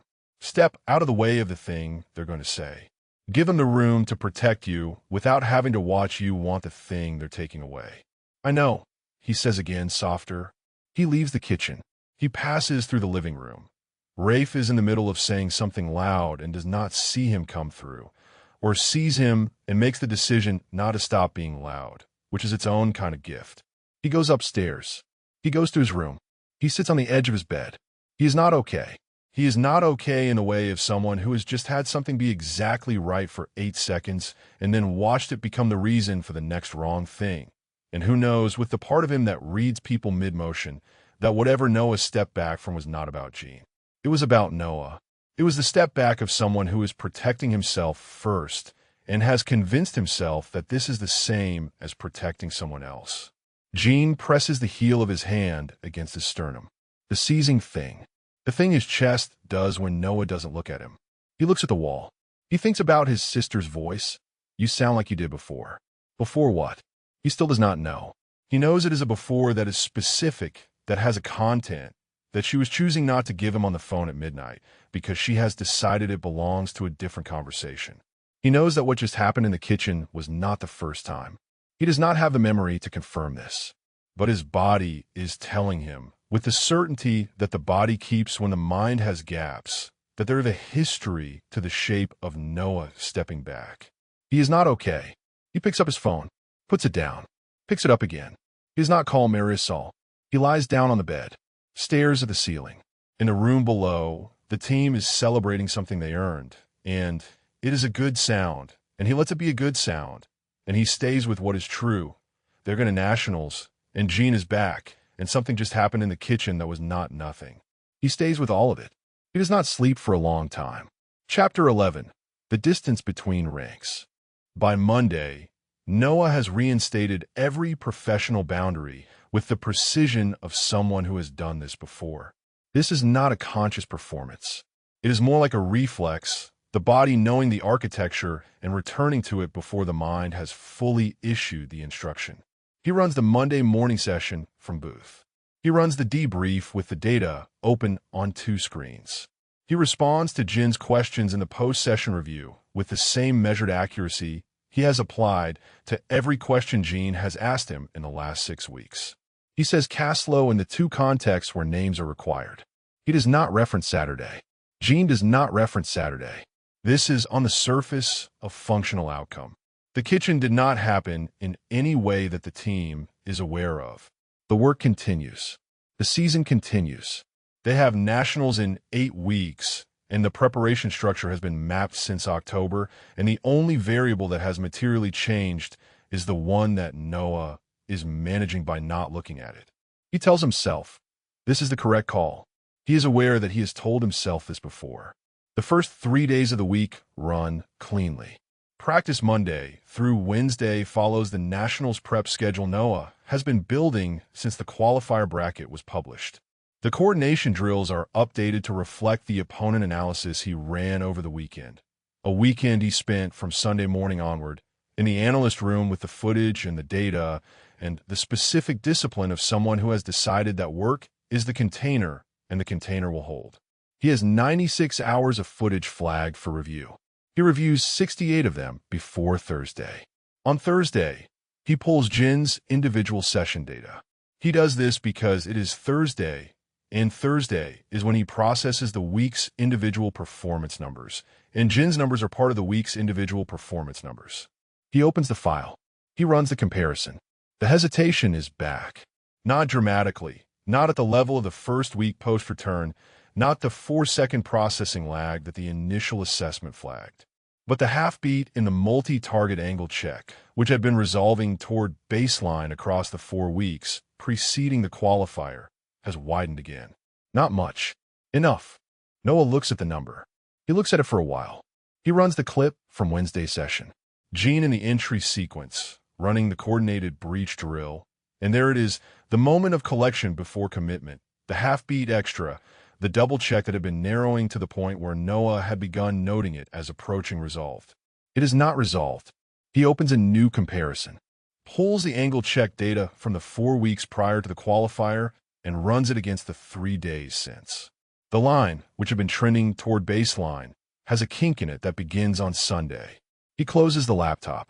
He sits in the practice room with the closed laptop and the fluorescent light, and the specific quality of a room that is very good at being honest with him about things he does not want to be honest about. The data is saying something. It is saying it clearly in the only language data has. Here is what was happening. Here is where it changed. Here is the timestamp. He already knows what the timestamp corresponds to. He opens the laptop again, logs the note under Jin's performance file. Regression and angle check timing. Onset Sunday, December 15th. Running additional volume drills. Monitor for 2 weeks. He closes it. He tells himself, the regression will resolve. Volume corrects temporal hesitation. He has always believed this, and it has always been true, and it will be true again. He tells himself, the containment was protecting Jin's performance.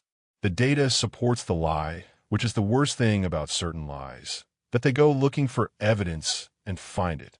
He tells himself, this is fine. He picks up his phone. Sung-min calls on a Thursday afternoon, which is not unusual.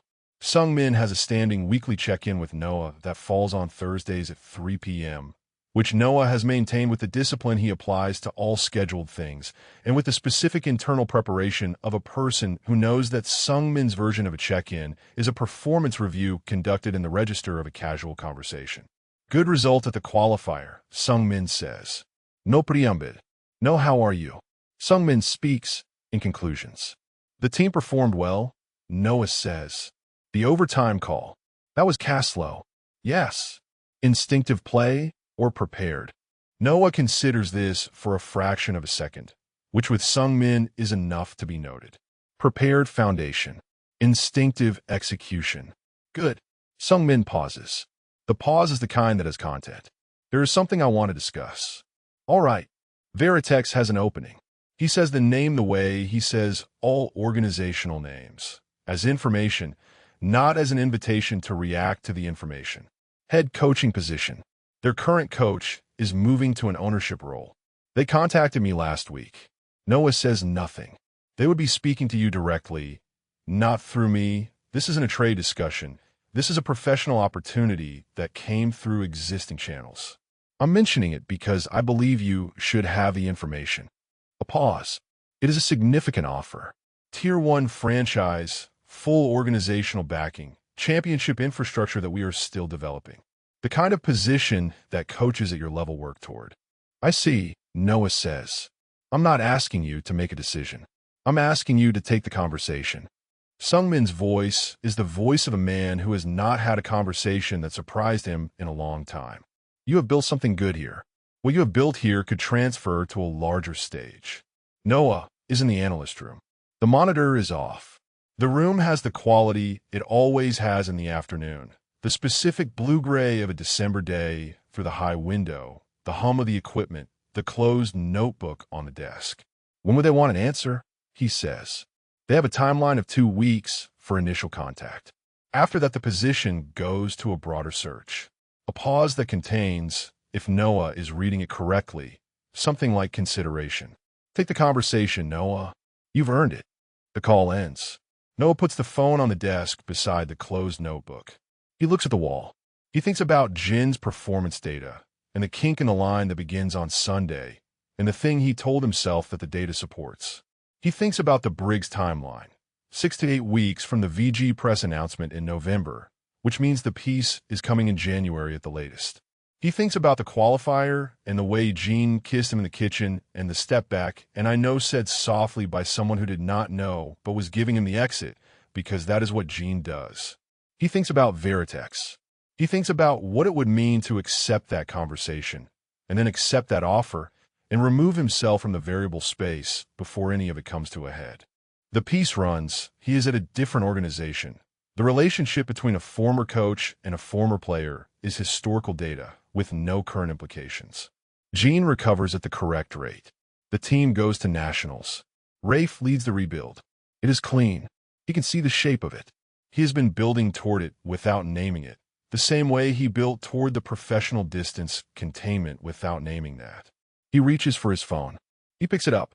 He does not make the call. He is not sure how long he sits there. Long enough that the light through the window changes to the flat gray of late afternoon. Long enough that he can hear the team cycling through the house above him. Footsteps, Rafe's voice, a door. He puts the phone down. He opens the notebook. He turns to today's page. The performance log entry from this morning is there. The data, the regression note, the 2-week monitoring flag. Below it there is margin space. His pen is in his hand. He does not write anything. He holds the pen above the page the way he has been holding things above things for 8 months. Poised, aimed, not landing. He thinks about what Des has said. Stop pretending you don't have a stake in how this ends. He thinks about the analyst room. This room, the way it has been the site of everything. The footage loops, the notebook margins, the floor he sat on for 3 hours holding a jacket that wasn't his anymore. The way Jin comes in here and sits in the chair beside the desk. That specific chair, the one that has always been Jin's chair, that was Jin's chair before Jin knew it was Jin's chair, with the ease of someone settling into a space that was waiting for them. He thinks about the kink in the line on Sunday, and what it is actually telling him, and whether the thing he's been telling himself it means is the same as what it means. Here is what it means. Jin is not performing worse because Noah stepped back. Jin is performing worse because something in Jin is responding to the same thing Noah is managing, and the data is honest about this even when Noah is not. The containment is not protecting Jin's performance. The data does not support the lie. The data is refuting it cleanly in numbers. He closes the notebook. He's going to sit with 2 weeks. He asked for that from himself. 2 weeks, the Veritex timeline, Nationals preparation running normally, and then a decision that he makes with his eyes open rather than the reflexive architecture he has been building since he was 23 in an empty apartment in Seoul reading about Marcus Weston. 2 weeks. He picks up the phone. He texts Sungmin, understood. I'll reach out to Veritex by end of week. He puts the phone down. He looks at the notebook. at the closed cover, at the specific blankness of a thing that has not been written in it yet. He tells himself, 2 weeks. The fluorescent light hums. The room holds itself. The data sits in a laptop, honest as always, and does not offer a verdict on whether the choice he just made is the right one or another version of the professional thing. He does not know the answer to that. He opens the laptop. He pulls up the Nationals preparation file. He begins the work. Chapter 12, Profile Piece. The article publishes on a Thursday. Jin finds it the way he finds most things that are not looking for him, sideways, through someone else. Tomas sends a link to the team group chat at 8:47 a.m. with a message that says "Scene piece from VG Press." We're in it, and a follow-up message 4 minutes later that says it's fine, actually pretty good read. Jin clicks the link. The piece is titled Esports in the Year of the Comeback. How competitive gaming found its human story, and it is, by the measure of most esports journalism, well written. The author has a clean, propulsive style. He names 4 teams across 3 regions. He writes about injury recoveries and roster restructures and the way the competitive landscape has shifted in the last 18 months. He quotes Jin twice, once about returning to competition post-injury, once about IGL decision-making in high-pressure situations. Both quotes are accurate.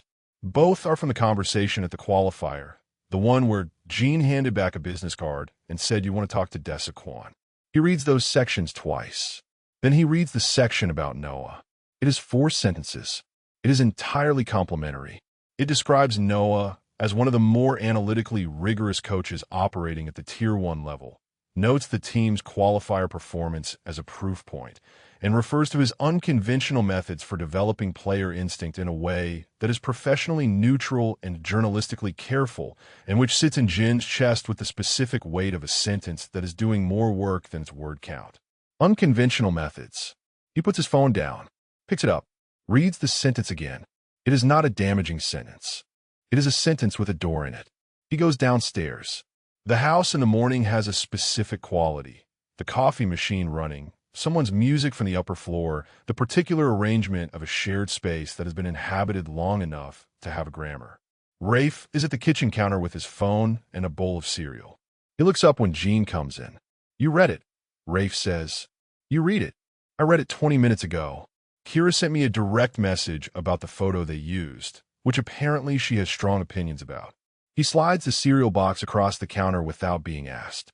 "What do you think?" Jin gets a bowl, fills it. "I think it's a preview." Rafe is quiet. 4 sentences about Noah, Jin says. All of them technically neutral. None of them throwaway. He writes a long piece. Rafe says, "This is the short one first." "I know." Jin eats cereal without tasting it. "The quotes he used for me. Did you notice which ones? About returning post-injury. About IGL decision-making. About the human cost of competitive gaming," Jin says. That's his thesis in the title. Human story. He's building something, and he's showing you the framing early, so you don't notice when the architecture goes up around it. Rafe looks at him over the cereal. "That's a very specific read. I read both articles about Marcus Weston after the qualifier." Rafe's expression does something careful and then returns to careful. "You went looking." I followed the thread. Jin sets down his spoon. The Weston piece was in 2 parts. The first part was about the organization. The second part was about what the organization made possible. The framing in the first part looked neutral too. The refrigerator hums. Outside, the street sounds of a mid-morning Wednesday, unremarkable. "Jin," Rafe says, "I know. I'm not going to tell you what to do with that. I'm not asking you to. I'm going to tell you," Rafe says, carefully, "that there are things in this situation that are not yours to manage. Things that belong to other people." Jin looks at him. "I know you," Rafe says. You go quiet and you read the pattern, and then you start moving the pieces before anyone's asked you to. You've been doing it since you got back, running the analysis, tracking the variables, building the map of what's happening. He pauses. Some of those variables are people who have their own decisions to make. Jin says nothing for a moment. "I'm not trying to manage anything," he says. "I know. I just see what's coming." "I know," Rafe says again. His voice is not unkind. It is the voice of someone who also sees what's coming and has made a different decision about what to do with it. Go talk to Dessa. That's what Dessa is for. Jin finishes the cereal, rinses the bowl. He is at the doorway when Rafe says his name. Yeah. The article used your quote about what IGL decision-making feels like. What you said about trusting pattern over instinct. I remember.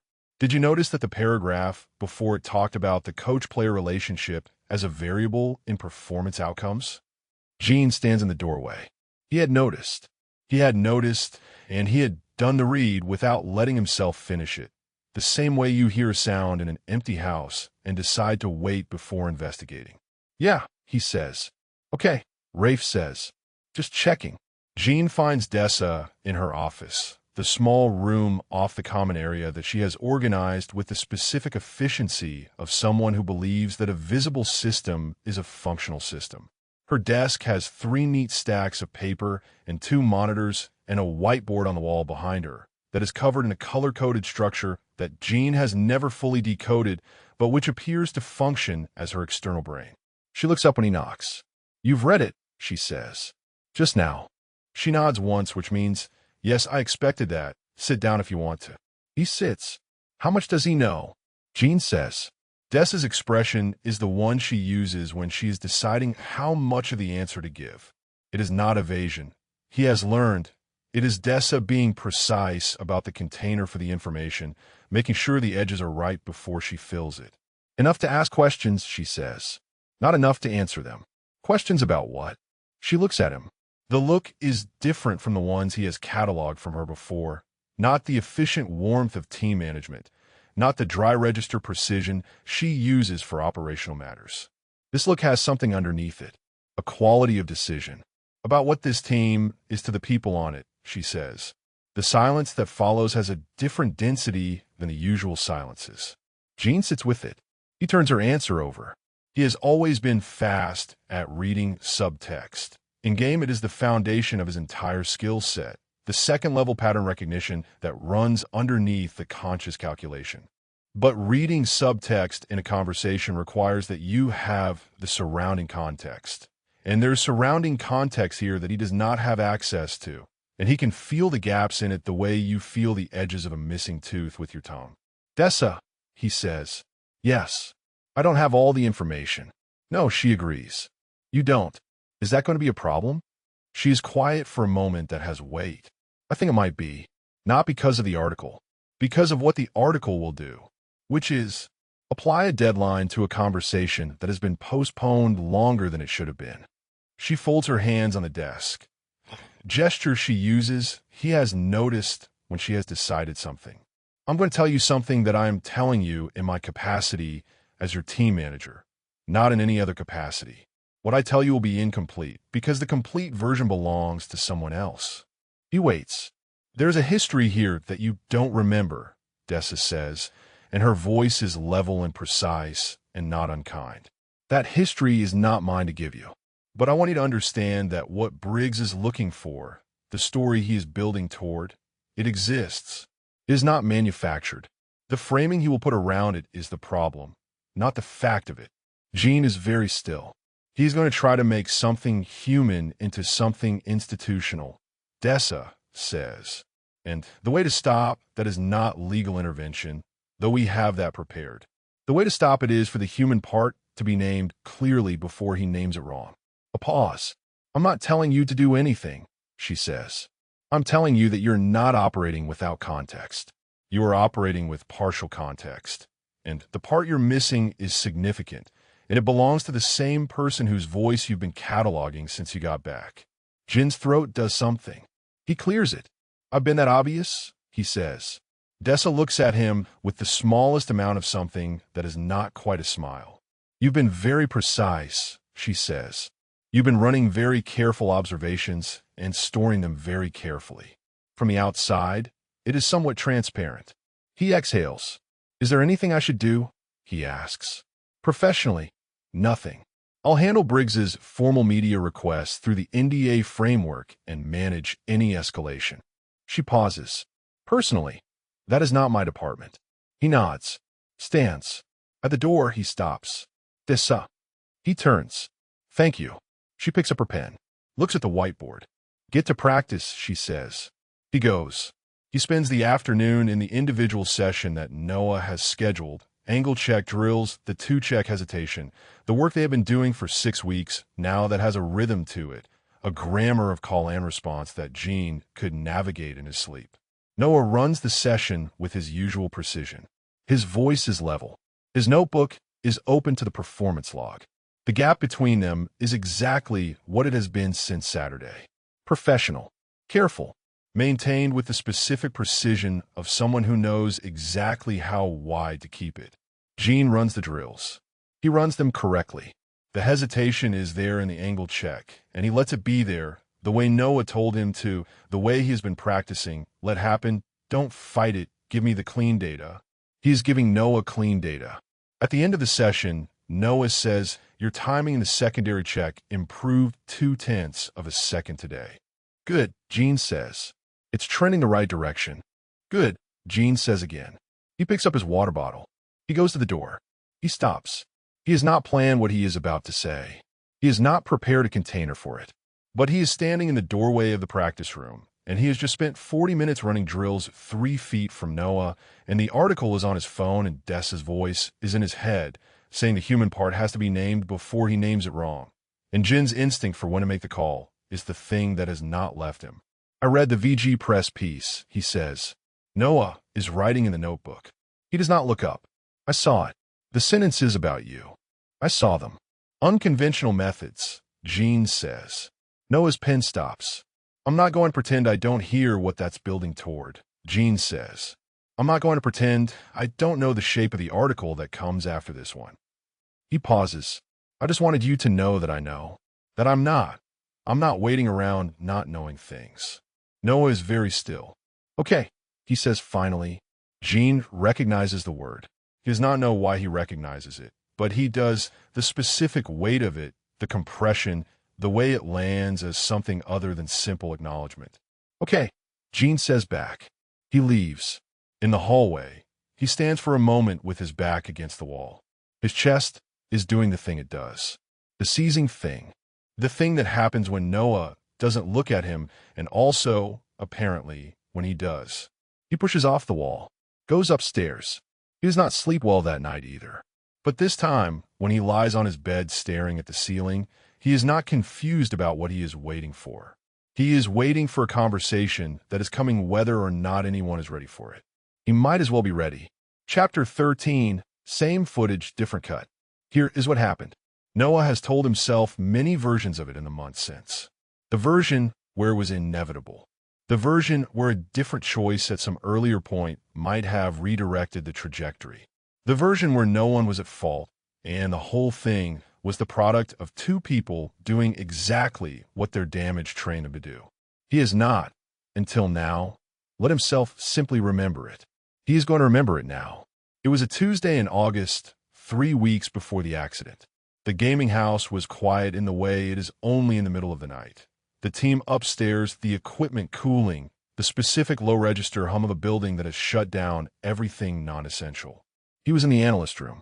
He had been in the analyst room since 11, which was when the conversation in the kitchen had not happened, which was when they had been standing at the counter finishing the dinner that ran late, because the post-match discussion turned into a strategy argument, and the strategy argument turned into the kind of productive disagreement that sometimes happens when 2 people are both right about different parts of the same problem. They had been there until after midnight. They had both left. Noah had come here. He had been watching Jin's footage. This was not unusual. He had been watching it with the quality of attention that he allowed himself only in this room, at this hour, when there was no one to account to, with the part of him that had stopped being just a coach around month 4 and had been the problem ever since. Jin appeared in the doorway at 1:17 a.m. This also was not unusual. Jin had a habit of the analyst room at late hours, a habit that had developed over the months they had been doing whatever it was they were doing, the unnameable thing that existed in the gap between coaching relationship and everything he was not supposed to be feeling. Jin would come in. They would talk, or not talk, or sit in the room's particular quality of silence together. The room had absorbed all of it. But Jin, in the doorway at 1:17, was wearing an expression Noah had not seen on him before. Not the quick-read competitive sharpness, not the managed social register, not the open, unguarded thing he wore when something surprised him into honesty. This was something else. The expression of someone who has been carrying something for a long time and has arrived at the decision that the carrying is no longer sustainable. "I need to tell you something," Jin said. Noah turned around. He waited. "I can't do this anymore." The room held the words. Noah looked at him. He had known, with the part of him that tracks everything, that something had been shifting in the weeks prior. Jin had been quieter in their individual sessions, still engaged, still excellent, still running the drills with the same commitment, but with a quality of distance that Noah had been noting in his margins without labeling it. He had told himself, team pressure. He had told himself, preseason fatigue. He had told himself the several versions of the thing that kept the peace in its category. He had not let himself consider this version. "Okay," Noah said. One word, 2 syllables. The whole of him compressed. Jin looked at him. He waited. Noah could see him waiting, the pause, the held breath, the space Jin was leaving in the air for Noah to fill. He was standing in the doorway with his arms at his sides and his eyes doing the open thing, and he was waiting for Noah to say something else. Noah had things he could have said. He did not say them. He had a whole architecture for why. He had Marcus Weston and 6 years of professional construction and the specific lesson he had taken from a scandal that had happened to someone else, but that he had internalized with the completeness of someone who was sure it was about him. He had the knowledge that records existed, that naming things gave them mass and weight and trajectories, that the safest structure was the one that could not be dismantled because it had never been formally built. He had the belief, which he had held for a long time and which he was not yet ready to examine, that his silence was a form of protection. He had all of that. He said, "Okay." Jin's breath came out, a small sound, barely audible. Something closing. "Okay," Jin said. He did not say, "That's it." He did not say, "You're not going to." He did not say anything that named what he was leaving. He had come here to say, "I can't do this anymore," and he had said it, and Noah had let the 2 syllables stand as an answer, and that was the answer Jin had. He reached down and picked up his shoes. They were by the front door, Jin's shoes always somewhere in this room by the end of an evening, migrating the way his things migrated. He held them in one hand. He left the jacket. Noah saw this. Jin did not take the jacket. It was on the back of the couch, dark fabric, the one he always wore in the gaming house, the one that had been in various rooms across the building for months as a feature of the landscape. He left it. He picked up the shoes, and he did not take the jacket, and he walked out. The door closed. Noah remained exactly where he was for a moment that did not have duration. Then he sat down on the floor. This was not a planned action. His back found the couch. His legs went out in front of him. He sat in the shape of someone who has just put something down that they have been carrying for a long time and discovered that the putting down does not feel like relief, that it feels almost identical to the loss. He sat on the floor. After a while, he reached up to the couch cushion behind him, to Jin's jacket, still there, still warm in the way of fabric that has recently been worn, and he pulled it down into his lap. He did not do anything with it. He sat in the dark and held a jacket that was not his anymore and thought. I said, "Okay." I said one word. I watched him leave, and I said, "Okay," and I had 100 other words, and I said the one that let him go. He thought. I believed that was protection. He thought. I'm not sure who it was protecting.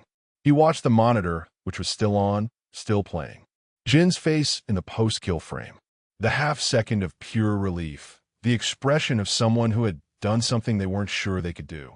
He watched it loop and loop, and we could not watch it anymore. He reached up and turned the screen off. He sat in the dark. Here is what Jin did not know. That he had come to the analyst room not to end something, but to make it real. That the words "I can't do this anymore" were not a decision, but a provocation. The specific language of someone who's been fighting a war between what they want and what they can withstand, and who has come to the person at the center of that we're looking for a reason to stay. He needed Noah to say, "Then stop. Stop trying to not want this. I'm not going anywhere." He needed something other than okay. He did not get something other than okay. And so he did the thing he had learned to do with exits. He took it. He picked up the shoes, and he did not take the jacket, and he walked through the door, And 2 weeks later, he was in a car on the A38, and the car was not doing the thing a car is supposed to do, and Jin's head found the window, and everything after that was different. No one knows this now. He did not know it then.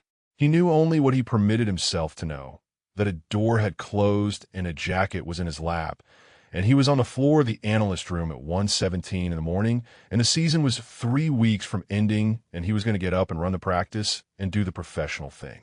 He was very good at the professional thing. He held the jacket in the dark for 3 hours. He fell asleep on the floor.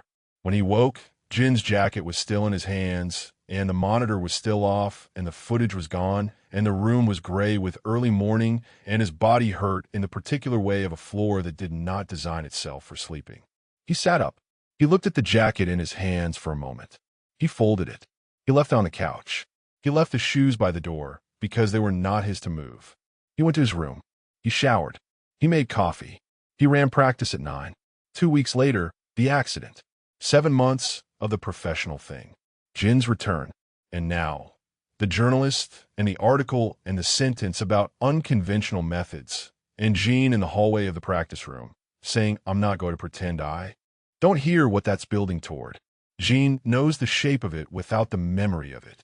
This is the thing Noah has been discovering, quietly, across all the weeks since his return. That Jin's body kept a record the mind did not.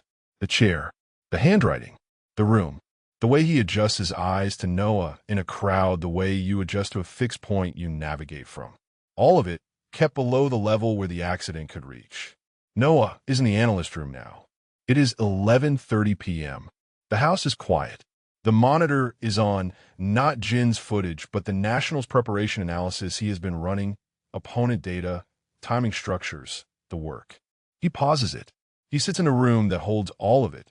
The floor where he sat for 3 hours, the couch where the jacket was, the chair that Jin keeps returning to without knowing why. He thinks about the word okay. He has said it twice now. The second time, today, when Jin said "I know." When Jin said it softly, with the expression of someone making an exit easier, and Noah let him. He is aware that he is building the same structure a second time. He is aware that the structure failed the first time not because it protected anyone, but because protection was not what was needed. He takes his glasses off, sets them on the desk, presses his thumb and forefinger to the bridge of his nose. He sits in the dark with what is true. That Jin came back. That Jin is in the chair beside this desk again, in the house again, filling rooms the way he fills rooms, and cataloging Noah without knowing he used to know all of these things already. That the article is coming and the decision is coming, and the 2 weeks Noah promised himself are running. He puts his glasses back on. He opens the Nationals preparation file. He does the work. He does not do it the way he has been doing it. He does it with all of it present, the floor, the jacket, the word okay, sitting alongside the data and not filed away. He does the work and he holds the rest of it, and he does not try, for the first time in a long time, to make them separate. It is uncomfortable. He does it anyway. Chapter 14. Rafe says the thing. Jin finds Rafe in the equipment room on a Friday afternoon. This is deliberate. He has been thinking about the conversation for 48 hours, running the angles, deciding how to approach it, not the way he used to do this, which was to generate velocity and go in fast and deal with the collateral, but the way he's been learning to do it since the accident, which is to sit with the shape of what he's going to say until the shape is right. He closes the equipment room door behind him. Rafe is doing cable management, which is the task Dessa assigns when she wants something done that requires hands and attention, but not thought. He looks up when Jin comes in. He looks at the closed door. He looks at Jin. "Okay," he says. "I need you to tell me what you know." Rafe sets down the cable he is holding. He does this without haste, the way he does everything when he has decided to be deliberate. He turns to face Jin. He is giving him his full attention, which from Rafe means something. Rafe's full attention is not easily assigned, not because he is careless, but because he is strategic about where he puts it, and when he puts it on you completely, it has a quality of commitment. "I know some things," Rafe says. "I know you know some things." Jin keeps his voice even, not flat even. The difference matters. "I'm not angry. I'm not asking because I'm looking for someone to blame. I'm asking because I need information to make a decision, and you have some of it." Rafe looks at him for a moment. "What decision?" "I don't know yet." That's the problem. Rafe exhales. He leans back against the equipment shelf. He folds his arms, not defensively. Jin has learned to read the difference, but in the way Rafe folds his arms when he is holding himself together around something that is weight. There's a version of this, Rafe says, where I stay out of it, where I tell you that the things I know belong to the people they happen to, and it's not my place, and you should ask them directly. And I've been sitting with that version for 6 weeks, and I'm running out of justifications for it. Jin waits. You asked me once to stay out of it, Rafe says. Before the accident. You sat in this kitchen. He gestures, though they are not in the kitchen, the gesture indicating a time and not a location. And you said, Rafe, I need you to let me handle this one. And I said, okay, because you were my friend and you asked me to, and I thought you knew what you were doing. Did I know what I was doing? Rafe's mouth does something that is not quite a smile and not quite a wince. I think you thought you did. Jin says, tell me what you know. Rafe tells him. He does not tell him everything. He is careful about what he gives and what he withholds, and Jin can feel the editing in real time, the places where Rafe pauses, selects, sets something down that was not the right container yet. But he tells him a shape of it, that there was something, that it was real and not casual, not the comfortable proximity of people who live and work together, but something that had a specific character, a specific weight, that it mattered to both of them, that it ended badly, and that Jin walked out, and that Noah did not follow. Jin absorbs this. He files it with the things his body has been telling him for 6 weeks. The chair, the room, the way Noah uses his name, and the specific register of when he uses it. The shape of what Rafe is telling him fits into spaces he did not know were shaped. Was it? He stops. Tries again. Was it serious? I think, Rafe says carefully, that the seriousness of it was part of the problem. Jin looks at him. I wasn't there for most of it, Rafe says. I was here in the same building, but you didn't tell me what was happening while it was happening. I figured it out from the edges, from the way you came out of the analyst room, from the way the house felt different. He pauses, from the way Noah looked in September. After you left. Jin says nothing. He ran the team, Rafe says. He ran it exactly the way he always runs it. No decline in the sessions. No performance dip in the coaching metrics, nothing visible from the outside. I only knew because I live here and I was paying attention, and even then it took me 2 weeks to understand what I was reading. He pauses. He doesn't leak. He just gets quieter. Jin thinks about a voice getting quieter when it's most certain. He thinks about going still when something catches you. Did I love him? He says. The question lands in the room and stays there. Rafe looks at him for a long time. I think, he says, slowly, putting each word down where it belongs. You were terrified of him, which, for you, is the same thing. Jin sits down on the equipment crate beside him. He sits with it. He thinks about Marisol's voice. You sound like you did before. He thinks about Dessa's voice. The human part has to be named before he names it wrong. He thinks about all the things he has been cataloging. The sleeve, the handwriting, the chair, the way Noah's presence in a room has a gravitational quality that Jin has been navigating around without acknowledging the center of it. He thinks about the kitchen, the 8 seconds that were exactly right and then became the reason for the next wrong thing. He thinks about Noah stepping back and, I know, said softly into the space that Noah left, and how he had made it easier for Noah to step back because that is the thing he does. That is the pattern his therapist has been trying to show him, and that he has been circling in his sessions without landing on it. Preemptive exit. That is the clinical phrasing. He runs before the other person can run. He leaves first because leaving first is survival. He walked out on something real because real was something he could not outrun fast enough, so he ran from it instead. He looks at his own hands. His phone buzzes. He ignores it. It buzzes again. He looks at the screen. There is a message from an address he does not recognize. The name in the header is Callum Briggs. Jin, I'd welcome the chance to speak with you before I finish the piece I'm working on. I have some documents I'd like to give you the opportunity to respond to before publication. Nothing adversarial, just good journalism. Off the record, entirely your terms. CB. Jin reads it twice. His instincts go to full frequency. He shows the phone to Rafe without saying anything. Rafe reads it. His expression does something that is very controlled and very unhappy. He hands a phone back. Does he have your personal number? He must have found it somewhere. Jin looks at the message again. Some documents. He has something. What documents? Communications, Jin says, thinking of the Weston article. The first thing Briggs established in that piece was the record, the messages, the timestamps, the evidence that something existed before anyone admitted it. The sediment of two people who'd been doing something hidden for long enough that it had become visible in the data. He had read that sentence twice in the hotel room. He is reading it again now, from memory. Jin, Rafe's voice is careful.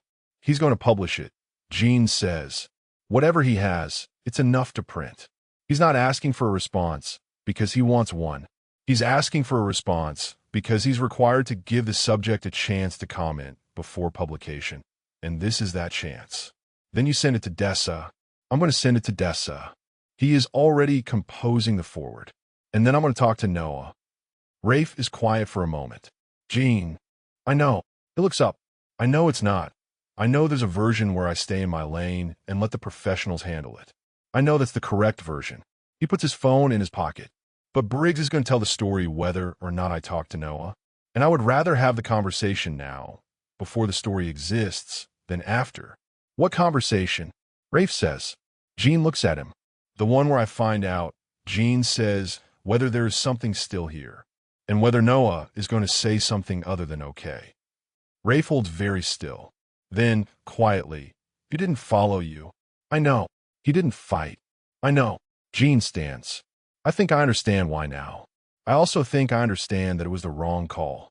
He looks at Rafe. Rafe, you've been carrying this for a long time. Not long, Rafe says. Long enough. Jin puts a hand on his shoulder briefly, the way they do, the physical language of their specific friendship. Thank you for telling me. I told you because you asked. You told me because you thought I needed to know. Rafe is quiet. His expression is the one he wears when something has hit him that he doesn't plan to perform. Yeah, he says finally. Yeah, I did. Jin goes. He forwards the Briggs message to Dessa before he reaches the staircase. He adds a single line. Read it. Tell me what you need from me. He does not go find Noah. Not tonight. Tonight he is going to sit with what Rafe told him, the full shape of it, the weight of it, the specific relief and grief of understanding something that was true all along and that he simply did not have the language for. He's going to let it be real before he decides what to do with it. He goes upstairs. He goes to his room. He closes the door. He sits in the chair that is specifically, correctly his chair, and he turns it toward the window, and he watches the December street below, the lights, the wet pavement, the particular loneliness of a city night that is beautiful in the way of things that do not know anyone is watching. He thinks about terrified of him, which for you is the same thing. He thinks about what it would mean to choose someone without the exit already planned. He thinks about a kitchen in 8 seconds and a step back that was not a rejection, but a reflex. Two people with the same wound, going in the same direction. He looks at his hands. His therapist asked him, in their last session, to try to notice the difference between choosing to stop and stopping because you're afraid. She said, they feel similar in the body. But one of them is a decision and one of them is a habit, and the difference matters. He is noticing. He opens his phone. He finds a thread with Marisol and types. I need to talk to you when I'm back. Something happened, and I need to say it out loud. She responds in 3 minutes. I'll be there. Come whenever. He puts the phone down. He looks at the street. He is not okay in the same way he was not okay the night of the kitchen, but this is a different version. That night, he was not okay in the way of someone who has just lost something. Tonight, he is not okay in the way of someone who is finally, accurately understanding the shape of what was lost and what might still be here. That is a different thing. He turns a chair back toward the desk. He opens the drill files. He reviews them for 90 minutes before he can sleep. Chapter 15. Noah almost leaves. The Veritex offer is real. Noah has looked at the documentation twice now. The formal letter from their organizational director, 3 pages, professional and specific, the kind of offer that gets made to people who have earned it. Sigming bonus. Contract length. Infrastructure. The full organizational backing of a franchise that has been trying to win a championship for 4 years and has the resources to do it. He should accept it. He is sitting in the analyst room at 9 p.m. on a Saturday, and he should accept it. The logic of it is clean and total. He has been building toward this kind of position since he was 23 in Seoul, running post-game analysis for a mid-tier regional team and trying to understand what it would take to coach at the level he knew was possible. He has been building this team, this specific version of a competitive organization, as a proof of concept. The proof is made. The next step is the larger stage. He should call Sungmin. He should call Sungmin and say, yes, I'll take the initial conversation, and then he should have that conversation, and then he should accept the offer, and he should do this before the Briggs piece runs, and before nationals, and before Jin asks the question that is building in the space between them. He has his phone in his hand. He has had his phone in his hand for 11 minutes. He knows this because the clock on the monitor says 9:11 p.m., and he sat down at 9 p.m. with the specific intention of making the call. He puts the phone down. He is aware of what he is doing. He is aware that this is the third time this week he has picked up the phone to make this call and put it down without making it. He is aware that he told Sungmin he would reach out to Veritex by end of week, and end of week is tomorrow, and he has not reached out. He opens the notebook. He turns to the current page. The performance log from this morning session is there, Jin's angle check data, the 2-week monitoring flag, the regression note that has now been running for 11 days. Below it, the margin space that he has not written in for the last 3 sessions. He looks at the margin. He picks up the pen. He writes, Jin came back. He looks at it. He writes, both times. He sits with that. Here is what the data tells him. Jin's angle check timing has not recovered since the kitchen. It was trending toward resolve for 4 weeks before the qualifier, and it kinked on Sunday, the 15th of December, and it has not returned to the pre-kink baseline. He has been telling himself this is a temporal regression that will self-correct with volume. He runs this argument every morning when he reviews the numbers. The argument is losing. He is a coach who builds systems on data. The data is telling him something he has been refusing to read the same way he refused to read Jin's name in his notebooks for 4 months. Accurate, sitting right in front of him, waiting for him to stop pretending it was about something else. The angle check is not a mechanical problem. Jin is not hesitating because of the accident. He is hesitating because something in his processing, the layer that runs the metagame, the second-level calculation, has been given incomplete information and cannot commit to the call. No one knows what the incomplete information is. He is it. He looks at the 2 lines in the margin. Jin came back. Both times. The first time was not voluntary. The accident did not give Jin a choice about returning to this house, this room, this chair beside the desk. He came back because his career was here and his team was here and his rehabilitation needed the structure. That return does not say anything about what Jin would choose if he were choosing. The second time, he came back from the qualifier. He came back from the hotel ceiling and the Marisol phone call and whatever was in his expression the morning after the kitchen that Noah has been refusing to examine. He came back and ran the drills and asked good questions and watched Noah with the quality of attention that has a physical register. He came back. Noah stares at the 2 lines in the margin. He thinks about Dessa's voice. I watched you hold this team together after he left. Don't tell me it was just professional. He thinks about the floor of this room and the jacket and the word okay. He thinks about what he believed he was doing when he said it, the professional containment, the liability management, the specific logic of Marcus Weston applied to a situation that was not Marcus Weston's situation. That was his own situation, and he was the one who borrowed the wrong lesson and built a career on it. He thinks about the Veritex offer sitting in his email. The clean exit. Leave before Briggs publishes. Leave before Jin has to make any choice. Leave before the conversation that is building in the practice room, in the hallway, in the analyst room at 9 p.m. on a Saturday. Let the removal of the variable be the answer. He picks up the phone. He has the number up.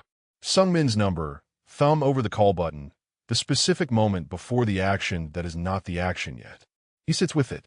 He thinks about Jin in the passenger seat of the van. Maps only work if you're honest about where you're starting from. He thinks about Jin standing in the doorway of the practice room, saying, I'm not going to pretend I don't know the shape of the article that comes after this one. He thinks about the look in Jin's eyes when he said it. Not fear, not calculation, but the specific quality of someone who has decided to be honest first and manage the consequences later.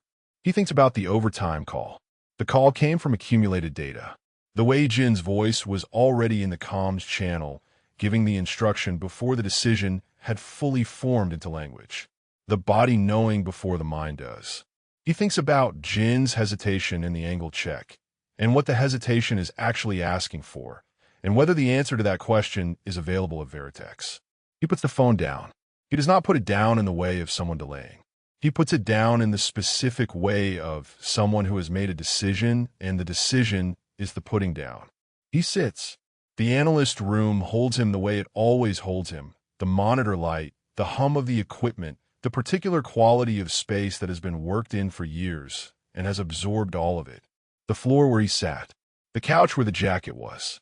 The chair beside the desk that has always been Jin's chair. That was Jin's chair before Jin knew it was Jin's chair. He is not going to leave. He has been making the leaving argument for 3 weeks, building the architecture of it the same way he built the professional distance architecture, with the same materials, the same logic, the same. Lie dressed as a principle. And he sees it now, clearly, the way you see a thing when you stop looking past it, that the exit is not protection, that it has never been protection, that removing himself from the variable space does not protect Jin from the information. It just ensures that the information reaches Jin from Briggs, stripped of every context that makes it human. He is not going to leave. He's going to stay. He's going to stay, and he's going to go to the Nationals, and he's going to be honest with Jin, not tonight, not with a speech, not with everything at once, but he's going to stop saying okay when he means something that is not okay. He opens the notebook to a fresh page. He writes the date. He writes, Veritex. No. He sits with it. He writes below it because he needs to see it outside his own head and on paper where it cannot be taken back. The professional thing is not always the right thing.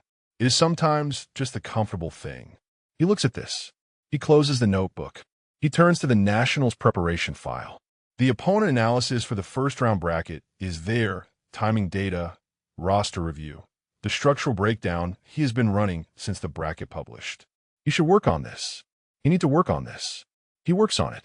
He works on it for 90 minutes, and then he stops, and he sits with the closed notebook and the phone that has not been called and the 2 lines in the margin that he wrote in a handwriting that is small and precise, and that fills margins with a name that has always been in them. Jin came back. Both times. This is the data he has been refusing to read. He reads it now. He will not tell Jin everything tonight. He is not ready for everything, and neither, he suspects, is Jin. But the space between everything and nothing is where real things live, and he has been conducting his entire life at the nothing end of that spectrum, and the cost of it is running in the performance logs, in the floor of this room, and in the word okay said twice to a person who deserved more than 2 syllables. He opens a new document. He stares at it for a while.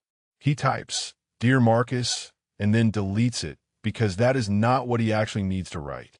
He stares at the blank document. He closes it. He thinks, I'm going to stay. I'm going to stay, and I'm going to figure out the right thing to say. And saying it is going to be harder than anything I've done in this room, and the outcome is not guaranteed. And I'm going to do it anyway. He thinks, that is the math. That is the real version of the math, not the liability calculation, not the risk management architecture. The math of whether you would do it again, knowing the cost, and the answer to that is still yes, and that answer has always been yes, and the cost of saying yes is lower than the cost of saying okay. He's going to stay. He turns the monitor off. He picks up the notebook. He holds it for a moment, the weight of it, the months of it, the margins full of a name. He sets it down. He goes to bed. He does not sleep well, but he sleeps better than he has in 11 days, and when he wakes in the morning the decision is still there, solid and unrevised, the way real decisions feel when they've been made from the right place. He gets up. He makes coffee. He stays. Chapter 16, Marisol comes. Marisol arrives on a Tuesday. She does not announce this with particular ceremony. She texts Jin the morning before. I'll be there at noon tomorrow. I'm taking the train. Don't make plans. This is Marisol in her natural register. The declaration first, the logistics second, the assumption that Jin will understand both are non-negotiable.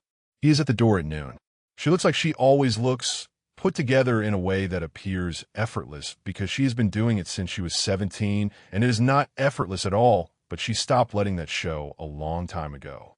Dark hair, the same cast to the jaw that Jin shares, the specific quality of her attention that he has been navigating his entire life.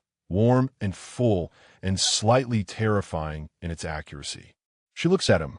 "You look better than the last time I saw you," she says. "You saw me 2 months ago." "I know." She steps inside and gives him a brief, firm hug that is Marisol's version of checking that all the pieces are present and accounted for. "You look better than that. Something's happening." That's one way to describe it. She pulls back, studies his face. "Something good? I don't know yet." He takes her back. "Go mean. I'll make coffee." The gaming house is quiet at noon on a Tuesday. The team is in practice. Noah has the full group from 11 to 3 on the Nationals prep schedule, which Jin has the session off from per the individual recovery protocol. This was Dessa's arrangement, made without explanation, which Jin has decided to interpret as Dessa running interference in whatever way she runs interference. Marisol looks around the common room. She looks at the whiteboard, the monitors, the equipment arranged along the far wall. She looks at the chair by the long table. "Which one is yours?" she says. Jin looks at her. "Rafe told me there's a chair thing," she says. "He texted me." "Rafe texted you." "Rafe texted me 2 weeks ago, saying, and I'm quoting, 'Your brother's going to need you on site soon. Just giving you notice.'" "So I am on site." She sits on the sectional, crosses her legs, looks at him with the expression she has had since he was 6 years old, the one that means she has a conversation ready, and she is simply deciding how to begin it. He hands her the coffee, sits across from her. "Tell me," she says. He tells her. He has not said it all in a single piece before, not to Rafe, not to Dessa, not to himself, only in fragments and approach sideways in the way he approaches things that are large enough to be hard to look at directly. But Marisol is the person he calls at 2 a.m., and she asks the right questions, and there is no performance between them. There's not been since they were children, and their father taught them both that performance was survival, and Marisol was the one who eventually taught Jin that it did not have to be. He tells her about the return, the smell of the house, the whiteboard and the rolled sleeve, and the first time his chest did the thing. He tells her about the drills and the notebook and the qualifier in the van. He tells her about the kitchen. He tells her about Rafe and what Rafe told him and the specific weight of hearing it in words, that there was something that it mattered, that he walked out, that Noah did not follow. He tells her about the angle check hesitation and the way he has been running the analysis in the back of his head, not the performance data, the other analysis, the one about what is still in this house and whether it can be reached. He tells her about Briggs and the message and the article that is coming. He stops. Marisol has been listening with her coffee and her full attention and no interruption, which is what she does when she's giving someone a room to find the edges of a thing on their own. She waits now to make sure he is finished. "Are you done?" she says. "I think so." "Okay." She sets her mug down. "Then I'm going to tell you some things. And I want you to just listen, because some of them are going to be hard, and I need you not to start managing them while I'm still talking." "Okay." "Jin, I'm listening." She looks at him. "I knew about him," she says. "Before. You never said his name to me. I want you to hear that. You never once said his name, but I knew. From the way you talked around him. From the way certain things in your life started changing shape around month 5 or 6. From the way you called me that September, and you were in an Uber at 3 in the morning, and you wouldn't tell me where you'd been, and you were crying. Jin is still. You called me," Marisol says, "at 3 in the morning from an Uber, and you said, 'I think I ruined the only thing that made me feel like myself.'" He does not speak. "You didn't say his name. You never said his name to me." She pauses. "I've always known, Jin. I've known for 2 years. And I have been waiting since the accident, since you came back without those memories, since you started rebuilding and I watched you do it. I've been waiting for this conversation. Why didn't you say anything?" His voice is quieter than he intends. "Because you didn't ask." Her voice is not accusatory. is simply true, and because there were things you needed to find on your own. The accident gave you a specific kind of distance from it. I didn't know if that was a mercy or a cruelty, and I was not going to take that distance from you before you were ready to give it up. She pauses. But you're ready now, and I'm here now, and I'm going to say the thing I have been holding for 2 years. He waits. I think you left because you were scared he'd leave first. The morning light in the common room. The hum of the equipment. Somewhere upstairs, a door. I think, Marisol says, that it was the most you'd ever loved anyone, and it terrified you. I think the moment it became something you couldn't contain, you made it someone else's problem to leave first, so you could at least be the one holding the door. Jin's throat tightens. And I think, she says, that the man on the other side of that door did not follow you because he had his own version of the same terror. And the two of you managed to destroy something real by both trying to protect it from each other. He exhales. I don't have the memory of it, he says. I know. I can feel the shape of it. I know it's there. But I can't. Jin. Her voice is the gentlest version of itself. I know you can't access it, but you don't need to access the memory to understand what it was. You're living the understanding right now. Your body has been telling you since the day you walked back in here. She looks at him steadily. You know what this is?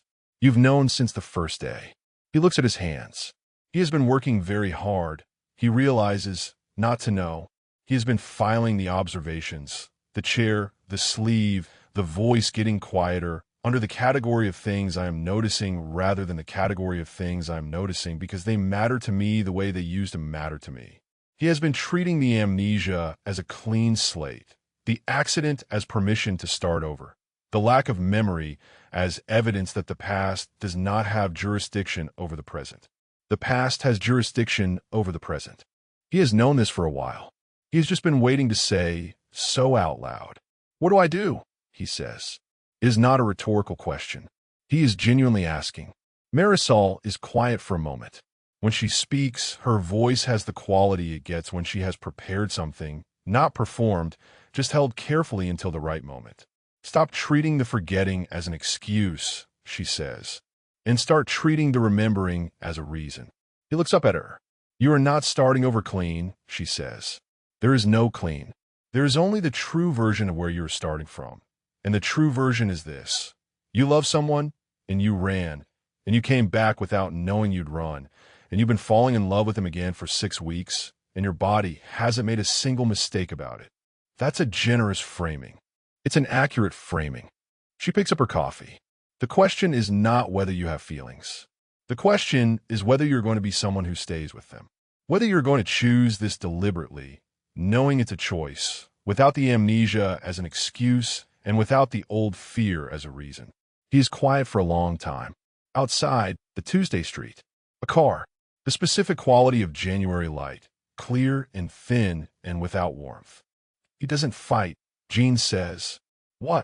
Rafe said he didn't fight. When I left. He said one word, and then he didn't fight. Marisol looks at him. I think, Jin says slowly, I needed him to fight. I think I set it up so he would have to fight or I would leave. And he didn't fight, and I read that as confirmation of something I was afraid of. What were you afraid of? That it wasn't enough. That I wasn't. He stops. That if I mattered enough, he would have said something other than okay. Marisol is very still. And you think, she says carefully, that the reason he didn't was not because you didn't matter? I think, Jin says, and he is hearing this as he says it, finding the edge of it as he speaks, that he believed the silence was protection. Not for himself. For me. And was it? He thinks about Noah's voice in the van. I've been telling myself it is. The cautionary tale. And now I'm not sure that's the whole lesson. No, Jin says. I don't think it was. A pause. So, Marisol says, so, what are you going to do? Jin looks at his sister. He thinks about the overtime call and the specific quality of making a decision that has already been made, of the body moving before the mind has finished its sentence. He thinks about what his therapist said about the difference between choosing to stop and stopping because you're afraid. He is not afraid right now. He is something else. He is the version of himself that has run the analysis, that has filed every observation, that has been cataloging for 6 weeks the person in the analyst room who forgets the second sleeve and goes still when something catches him, and whose voice gets quieter when he is most certain. He is the version of himself who knows what the data says. I'm going to stop waiting for the conversation to happen to me, he says, and start having it. Marisol looks at him for a moment. Then she does something she does not do often. She smiles the smile that is not the managed one, but the one that comes before she can make it smaller. The real one. Good, she says. They sit for a while. They drink the coffee. She asks about the team, and he tells her about Rafe and the cereal and the new coffee machine and the qualifier win. And she asks about the national prep, and he tells her about the drill sets and the bracket analysis. They have the ease of a relationship that has been there longer than any of his complicated feelings, that does not require any particular thing from him, that simply is. He walks her to the train at 3. At the platform, she hugs him again, the firm, checking version, and this time she holds it a second longer. You called me once, she says into the side of his shoulder, in an Uber at 3 in the morning, and you said you'd ruin the only thing that made you feel like yourself. Yeah, he says. I want you to know, she says, that I don't think it's ruined. He pulls back, looks at her. She has her chin up and her eyes doing the clear, accurate thing. I think you walked out of her room, she says. I think the room is still there. He stands on the platform and watches the train take her away. Then he turns and goes back to the house. He has a conversation to prepare for. Chapter 17, Off the Record. The coffee shop is 12 minutes from the gaming house and has been chosen by Noah specifically because it is 12 minutes away and not 4. He does not want the conversation happening in a place he will have to pass on his way to work. He arrives first. He always arrives first. Briggs comes in at 5 past the hour, which Noah reads as deliberate, not fashionably late, not professionally careless, but a specific interval that means, I let you settle in, I let you have the room. He is mid-40s, carrying a canvas bag, and he moves through the coffee shop the way people move through environments they are accustomed to assessing, noting the exits, the table placement, who else is in the room. He spots Noah before Noah signals, which means he has looked up the photos. He crosses the room with his hand already extended. Noah Ewan, not a question. Callum Briggs. They shake hands. Briggs sits. He does not pull out a recorder or a notebook. His hands stay on the table, loose and visible, which is the body language of someone who wants you to feel like a conversation and not a deposition. Noah has read both of his pieces about Marcus Weston. He is not going to be comfortable here. Thank you for making time, Briggs says. Of course. A beat. The coffee shop makes it sounds. Briggs waits. You covered Marcus Weston, Noah says. Not an accusation. A statement of fact that is also the beginning of the thing he came to say, because he decided on the walk here that he was not going to lead with the documentation. He was going to lead with the truth. The truth is better strategy, and it is also, he's been admitting this to himself for 2 weeks, the right thing. Briggs does not change expression. I did. I read both parts. When they came out, and again recently. Most people in the industry have read them. I was 23 when I read them the first time, Noah says. I was in Seoul. I had just accepted my first head coaching contract. I read them, and I made notes. Briggs is looking at him with the specific quality of a journalist who has learned to receive information without letting the receiving alter the delivery. His eyes are attentive, and his face is neutral, and he is, Noah thinks, very good at this. What kind of notes? Briggs says. A list, Noah says. What he did wrong. Structurally. The things that made it a story instead of just 2 people. He pauses. I built my entire professional architecture on the back of that list. Every decision I have made for 6 years has been made with Marcus Weston as the negative template. Briggs says nothing. I'm telling you this, Noah says, because you are here to write a piece about competitive integrity and coach-player relationships. And I am one of your case studies, and I think you deserve to understand who you are actually talking to before you decide what the story is. Briggs tilts his head. A slight shift. Go on. Marcus was my mentor, Noah says. He coached me for 2 years. He was the best analyst I have ever worked with.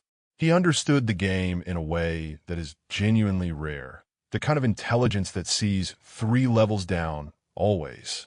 and he fell in love with a player on his roster, and he did not handle it correctly, and the things he did not handle correctly were the things that made his story. The lack of disclosure. The performance decisions that could be read two ways. The institutional blind spot he created because the organization trusted him completely and he had not been honest with them. He pauses. He was not a corrupt coach, Noah says. He was a person who loved someone he was not supposed to love and did not know how to do that, and also be the professional he needed to be. And the article you wrote, both parts of it, treated those as the same problem. Briggs is still for a moment. They are related problems, he says carefully. They are different problems, Noah says. One is an ethics violation. One is just being human in a context that does not have a procedure for it. A silence. Briggs picks up his coffee. He looks at Noah with something that has shifted from the recording mode attention to something more direct. You're getting to something, he says. I am, Noah says. He lets the moment sit for a breath. The story you are writing, Noah says, is about corruption, about the way professional relationships compromise competitive integrity. I know that is your thesis because it is the same thesis as the Weston piece, and you have been building toward it since the qualifier. Briggs does not confirm or deny this. What is actually here, Noah says, is considerably more boring than that. Two people who made a mess of things and are trying to figure out what is left. He keeps his voice level, the quiet register. He is most certain. There is no compromised decision-making. There are no institutional violations. There is a coach who fell in love with a player and handled it by keeping it entirely internal and entirely invisible and has been paying for the handling ever since. He reaches into his jacket. He puts Dessa's documentation on the table between them. The NDA framework, the clean record of professional separation, the performance data that shows no anomalous coaching decisions across the relevant period. This is what the record shows, Noah says. It is complete and it is accurate, and it will survive any legal scrutiny you apply to it. He leaves the documentation on the table. And I want to be clear, he says, that I am not showing you this because I am threatening anything. I am showing you this because you asked to speak with me, and I want you to have the full picture. Briggs looks at the documentation. He does not pick it up. Off the record, he says. Yes. How long? Noah looks at him. How long? Briggs says, has there been something? Noah says, long enough that it was the most significant thing in the building and also the most invisible. Long enough that I have been running performance analysis at midnight for 7 months, trying to determine whether I can identify the point where it stopped being just professional. He pauses. I cannot identify that point. I think that is probably the answer. Briggs is quiet. He doesn't remember it. Noah says. The accident. He doesn't remember any of it. I know, Briggs says. You know, I did my research. A pause that is, Noah thinks, genuine rather than performed. His medical records are sealed, obviously, but the timeline of the accident and the return was public information. I put it together. Then you understand, Noah says, what the story you are writing would do. Not to me. To him. Briggs looks at the table. He would read it, Noah says, and learn something that should have come from me, in a language that would give it the shape of a scandal rather than the shape of what it actually was. He would receive the context about his own life stripped of everything that makes it human. He stops. He is still figuring out what to do with the things he cannot remember. The last thing he needs is a journalist explaining them to him. A long silence. The coffee shop continues around them. The hiss of the machine, two people at a corner table, someone's phone.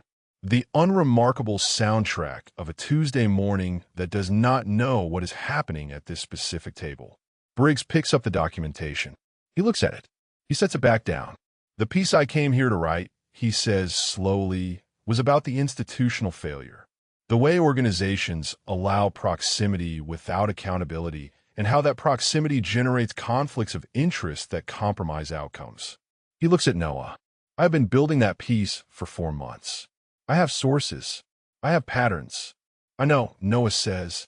The sources from the Weston case pointed me here. I know that too. Briggs is quiet for a moment that has a different quality than the ones before it. He is looking at Noah with something that is less than suspicion and more than neutral. The expression of someone whose thesis is encountering evidence that does not fit the thesis and who is honest enough to notice. What you've just described to me, Briggs says, is not a story about institutional failure. No, Noah says, it isn't. It is a story about two people making a mess of something. Yes, that is not. Briggs stops. He exhales once. He looks at the documentation on the table. That's not a story. Not in the sense of the piece I'm writing. No, Noah says. It's not. A pause. It's just, Briggs says, and something in his voice has shifted enough that Noah registers it. Human. And complicated. And doesn't fit the thesis. Most human things don't fit the thesis, Noah says. Briggs looks at him for a long moment. He picks up the documentation. He weighs it in his hand. He puts it in his bag. He pulls out a notebook, physical, spiral-bound, the kind that journalists use when they are writing things they will not publish. And he writes something in it that Noah cannot see, and then he closes it. I'll need to reassess the direction of the piece, he says. I understand. I'm not making any commitments. I'm not asking for any. Briggs looks at him one more time. The assessing look, the incision-making quality his questions have, the sense of someone who is very accustomed to finding the thing people are not saying. Whatever he finds in Noah's face, he sits with it. He's going to find out eventually, Briggs says. One way or another. I know, Noah says. Are you going to tell him? Noah looks at his coffee. At the table. At the morning light coming through the window at the specific angle of a January midday, clear and thin. Yes, he says. He says it the way he says things he is most certain about, quietly. In the register that drops. Briggs nods once. He stands. He picks up his bag. For what it's worth, he says at the table's edge, and his voice has lost the professional calibration it had at the beginning. I covered the West End piece the way I thought it needed to be covered. I still believe it needed to be covered. He pauses. I'm less certain about what needed covering here. Noah looks up at him. That's probably the most honest thing you've said this morning, Noah says. Briggs does something that is almost a smile. Off the record, he says. Entirely. He leaves. Noah sits at the table for a while. He finishes his coffee. He looks at the empty chair across from him. He thinks about Marcus Weston and the list he made when he was 23, the structural failures, the decisions he was going to make differently. He thinks about how thoroughly he made them differently and how little it turned out to matter, because the lesson he took from Marcus was not about the structure. The structure was fine. The structure was always fine. What the structure could not survive was the weight of a person trying to live entirely within it. He gets up. He puts on his jacket. He has 12 minutes back to the gaming house, and he is going to use them to decide what he is going to say, and to whom, and in which order. The order is Jin. It has always been Jin. He walks back in the thin January light, and he thinks about a specific word and all the things he could have put in it and didn't, and he thinks about what he is going to say instead, and by the time the gaming house comes into view, he has the beginning of it. Not everything. Not tonight. But the beginning. One true thing. He goes inside. Chapter 18. 1 for the notebook. The tablet is the excuse. Jin would not describe it this way to himself or anyone else, but the tablet is the excuse.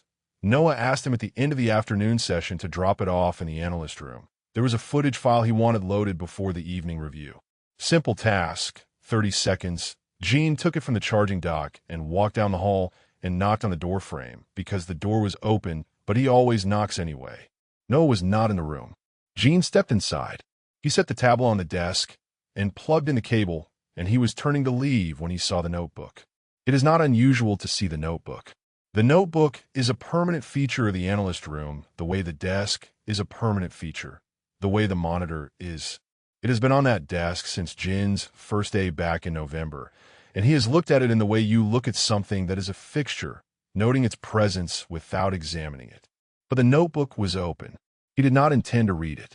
He has been careful about this, careful in the way that the last 6 weeks have made him careful about a lot of things. The gap between noticing and trespassing, the line between paying attention and taking something that was not offered. He set the tablet down. He saw the open notebook. He saw his name. He did not walk away. He sat down in the chair beside the desk. His chair. He knows without examining it that it is his chair, has known since the first week, and he has been acknowledging this in the private accounting he runs on himself, the growing list of things he knows about this room without being able to explain the knowing. He looked at the page. It was a performance log. His angle checked data from the week's sessions, the numbers in the neat notation system Noah uses, the improvement percentage from Tuesday's run.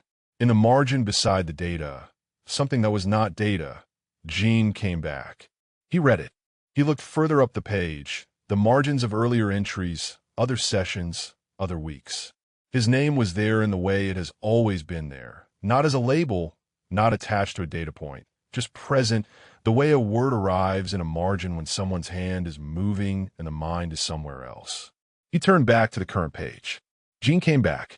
Below it, in the same handwriting, the same small, precise script, both times. He sat with that. He sat with it long enough that the rune's light shifted slightly, the December afternoon moving through its low arc. He was aware that he was sitting in the analyst room alone, looking at something that had not been left for him, that he had come across by the specific accident of a task and an open door. He was aware that this was private, that whatever Noah had written here, he had written in the hours when no one was watching, in the language a person uses when they are speaking only to themselves. He was aware that what he was holding was not the notebook. He was holding a version of Noah that the notebook recorded. Jin came back. Both times. He thought, I came back the first time because I had nowhere else to go. Because my career was here, and my rehabilitation was here, and the team I had built was here. He thought, I came back the second time. He thought about the kitchen. He thought about Marisol at the train platform. I think you walked out of a room. I think the room is still there. He looked at the chair he was sitting in. This chair, this specific chair, placed at a specific angle to the desk, and he had sat in it on his first day back without being told to, and every time since, and he has known all along that it was not coincidence. His body knew. His body has been keeping the record that his mind doesn't have access to, and the record says, this room, this chair, this person's handwriting in the margins. He closed the notebook. He did not read further. He had what he needed, which was not data and not history and not the full account of the thing he cannot remember. He had 2 lines in a margin. Jin came back. Both times. And he had the specific weight of a person writing that alone, at whatever hour, in a language they use when they are not performing anything for anyone. He stood up. He picked up his phone. He opened the thread with Rafe and typed, I know what I'm going to do. He waited. Rafe's response came in 40 seconds. Finally, Jin looked at the word. It landed the way it was clearly meant to land. Not as judgment, not as comment, just release. The specific exhale of someone who has been watching you circle the thing and is relieved to see you stop circling. He put the phone in his pocket. He took one more look at the room. The monitor dark. The desk, cleared except for the notebook and the tablet he had just delivered. The chair that he had been sitting in for 6 weeks without ever once calling it his, and which had been his all along. He went to find Noah. Noah was not in the common room, or the practice booth, or the kitchen. Jin did his circuit of the house with the efficiency of someone who knows where the paths run. The route that passes the equipment room, Dessa's office, the narrow hallway that connects the practice wing to the main building. He found him in the back stairwell. This is where Noah sometimes goes when he is processing something. The stairwell that connects the ground floor to the second, with its single high window and the specific acoustic quality of a space that is transitional, that does not belong fully to any room. Jin has caught him here twice before, standing on the landing with his notebook, and both times Noah had looked up with the expression of someone who had not planned to be found. He was standing on a landing now. He had his notebook in one hand and a pen in the other, and he was not writing anything. He was looking at the high window. When Jin appeared at the base of the stairs, he looked down. Neither of them moved for a moment. I took the tablet down, Jin said. Thank you. Another moment. Your notebook was open, Jin said. Noah's expression did something. A small internal movement, quickly controlled. His hand tightened slightly on the notebook's cover. I didn't read it, Jin said. Not. I saw 2 lines. I wasn't looking for it. He paused. I'm telling you because I don't want to not tell you.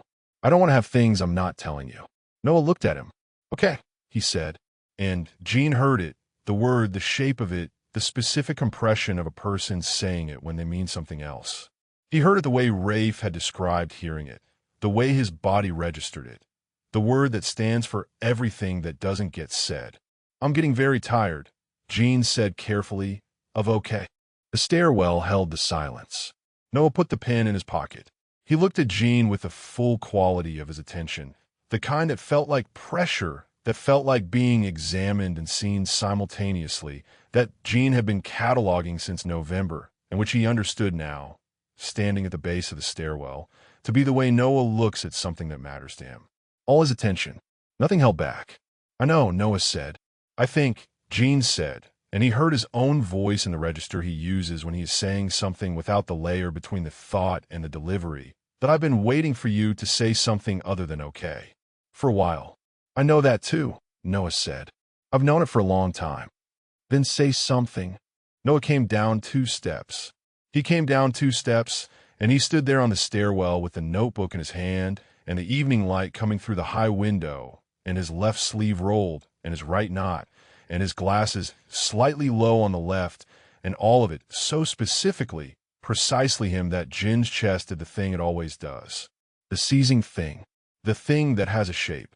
"I'm not ready to say everything," Noah said. His voice was in the quiet register, the certain one. "I want to be honest with you about that. There are things I need to tell you that I haven't said correctly. And I don't want to do it wrong again." He paused. "But I can say one thing. If you want one thing." Jin looked at him. "Yes," Jin said. "I want one thing."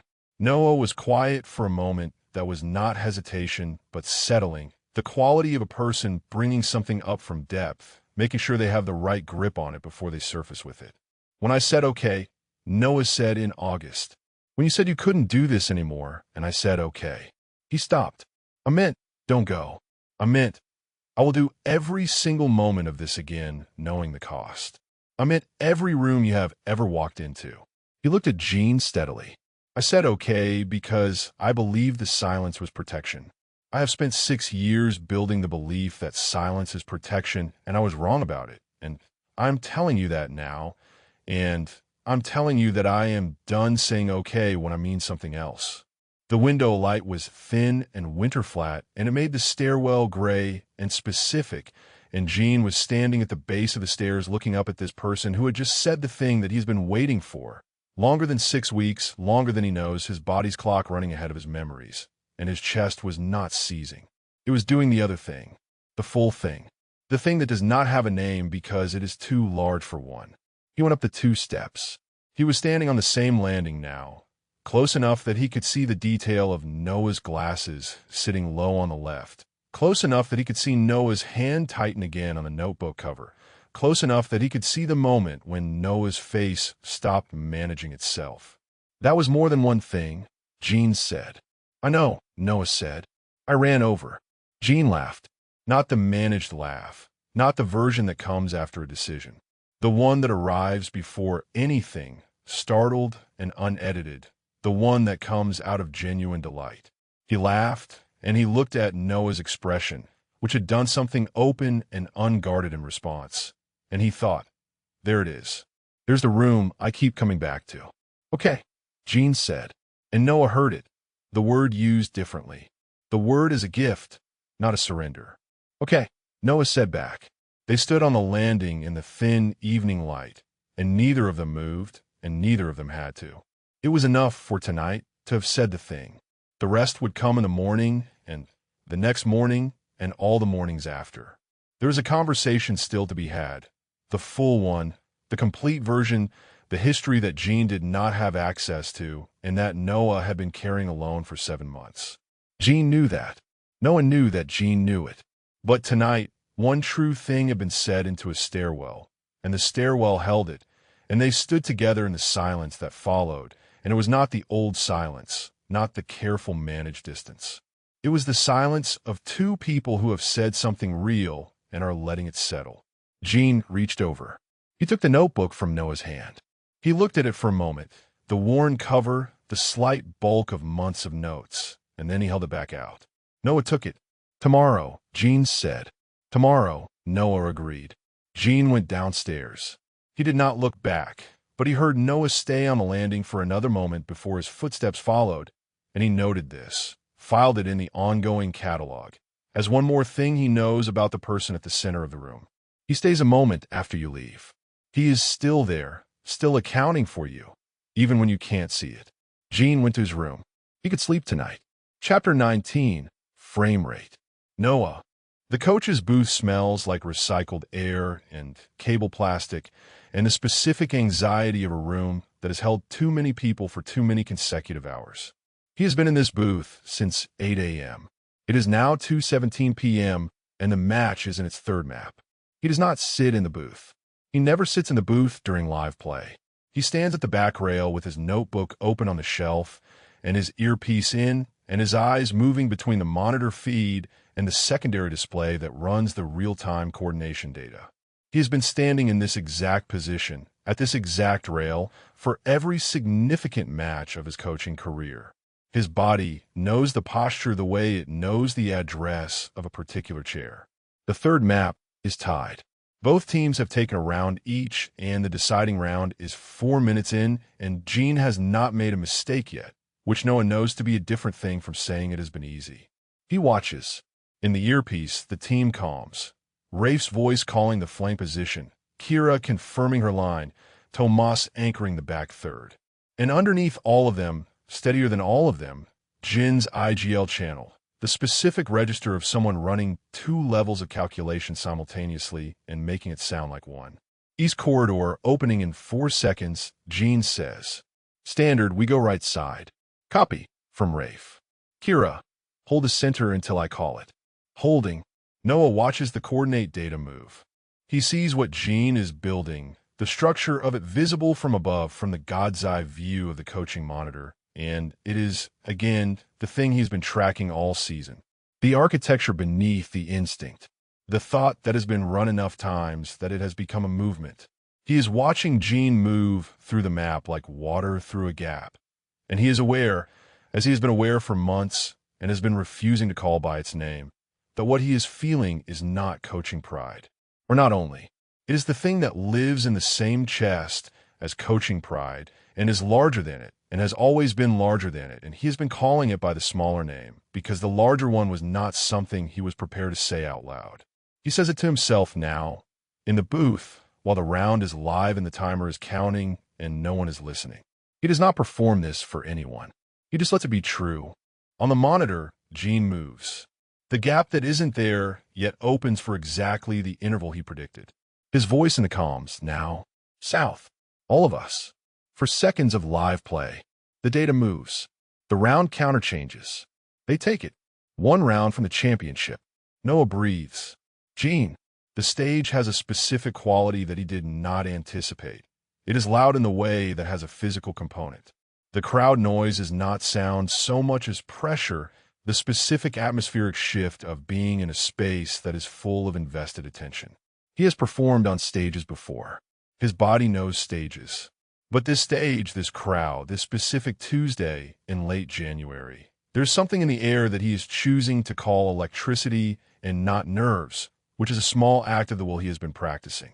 He is not nervous. He is the most alive he has been in months. South corridor, he says into comms. Watch the secondary line. In his ear, Noah's voice. Their rotation is early. You have 6 seconds on the far flank. I see it. Go. He goes. The play resolves in the way of plays that have been prepared for. Not clean, not without adjustment, but within the structure they built. Rafe takes the flank exactly where Jin called it. Kira holds the center a beat longer than comfortable, and then moves exactly when the gap opens. The round closes. 1 away. He pulls his headset down for the 10-second break. He breathes. He does not look at the crowd. He has learned that the crowd is a variable he cannot use and therefore should not spend attention on. He looks at the monitor in front of him. He looks at the coordinate grid. Through the glass partition that separates the stage from the coach's observation area, he can see Noah. He's at the back rail. He has his notebook and his earpiece and his left sleeve rolled. He is watching the coordinate data with the quality of attention he gives to important plays, full, still, the body gone quiet while the brain runs. His glasses catch the light. He has not looked at Jin directly since the break. Jin looks at him anyway. He has been doing this throughout the match, using the transitions, the brief intervals between rounds, to find Noah in the booth and note the expression, the posture, the specific quality of the way he stands when he is certain about something. It is not distraction. It is the opposite. It is the fixed point he is navigating from. The headset goes back on. Noah's voice. Last round. They're going to push their second position earlier. They've shown the tendency twice. Call the counter before they set it. Understood. Jin. Yeah. That's yours, Noah says. And his voice is in the quiet register, the most certain one. This whole map. Take it. Jin puts his eyes on the screen. He lets the noise fall away. He lets the crowd fall away. He lets everything fall away except the map and the team and the 300 hours they have put into this exact kind of situation. The practice thought, the architecture beneath the instinct, the movement the body knows before the mind does. The round begins. 40 seconds in, he sees it. The gap. The specific geometry that resolves before the language does. The enemy team's early rotation, exposing a window that will exist for 5 seconds on the far corridor. 5 seconds. And it is not in the drill set. It was not in the pre-match breakdown. It is a read, a live reading of a structure 2 moves before it closes. His body is already moving. West, he says. All of us. Now. Jin. From Rafe. A half-second of surprise. Trust me. A beat of silence that is Rafe deciding something. Copy, Rafe says. Moving. They move. The play takes 11 seconds. It is the same call as the overtime call at the qualifier, and it is not the same call at all. That call was reflex. This one is intention. This one is a thought that has been run enough times that it has become a movement. This one is his. The map closes. The venue becomes a different kind of loud. Noah. He was watching when Jin made the call. He saw it happen. Saw the moment of resolution on the coordinate grid, the team pivoting off the standard position, and he had half a second of understanding what Jin was doing before Jin's voice was in the comms giving the instruction. He had the same read. He had it 5 seconds later. Jin had it first. This is the thing. This has always been the thing. The thing he has not allowed himself to simply be awed by, because awe is not a professional variable, because watching his best player make a call that he himself would not have made for another 5 seconds and feeling it in his chest as something larger than pride is not within the sanction range. He allows it now. He is alone in the booth. He allows it now. The round counter changes. The bracket resolves. His team has won the national championship. He stands at the back rail, and he watches the stage through the glass partition, and he lets himself feel the full size of it. The season, the months of work, the recovery, the drills, the data, and the notebooks, and the 2 to 4 block, and all the hours in the analyst room. He lets it be everything it is. He thinks, this team, these people, this exact configuration of human beings who decided to be excellent together and managed it. He thinks, Jin, on the stage, the team is in the specific chaos of a win that matters. Rafe is making the sound humans make when adrenaline and relief collide at high velocity. Kira is laughing. Tomas has his headset off and his head tilted back. Jin is standing slightly apart from the others, not isolated, just the way he sometimes goes still after a significant call, the body checking that all the variables have been accounted for. He looks up. He finds the booth glass. He finds Noah. Noah does not move. He is standing at the rail with his notebook and the coordinate display still running and his earpiece still in. And he is looking at Jin through the glass. And Jin is looking back, and neither of them is across the stage from each other in any way that has anything to do with distance. Jin. Noah is looking at him. Not the coaching look, not the assessment, not the precision. The other look. The one Jin has been cataloging under a different category. The one that appears in the moments when Noah has not managed it fast enough. The one that was in the kitchen and the stairwell and the van and every session in the analyst room at the specific angle of late light. The one that his body has known the name of since November, even when his mind was still deciding what to call it. He is looking at Jin the way someone looks at the room they want to be in. Jin's chest does the thing. Not the seizing thing. The full thing. The open thing. The one that does not have a name because it is too large for one, and he has stopped trying to name it, and has started letting it simply be the true thing in his chest. He does not move toward the booth. Not yet. Not here. Not in this room with this crowd, and the brackets still on the display, and the cameras running. He knows this. No one knows this. They're both people who understand that some things require the right room. He holds the eye contact for one more second. Then Rafe's arm comes around his shoulders from behind, loud and warm and certain, and Jin turns into the team. He celebrates. He earns it. He is in it fully. The specific joy of having done something difficult with people he trusts, the physical relief of a win that was not clean, but was theirs, the warmth of Kira's laugh and Tomas on the phone with his mother already, and Rafe doing the thing, where he narrates his own emotional experience in real time for everyone's benefit. He celebrates with his whole self. And through all of it, in the background, in the specific fixed-point location that he navigates from without admitting it, Noah at the booth glass. The notebook closed now. The posture that has gone from professional stillness to something different, easier, warmer, the specific quality of someone who has stopped containing. The team moves toward the podium area. Dessa appears from the backstage corridor, arms folded, smiling in the controlled way that means she is genuinely, restrainedly delighted. Jin falls in a step beside her. "Good run," she says. "Good run," he agrees. She glances at him sideways with the look she uses when she knows more than she is saying and has made the decision to say less of it. "The West Corridor call," she says. "Was that on the plan?" "No," Jin says. "Did you know it was going to work?"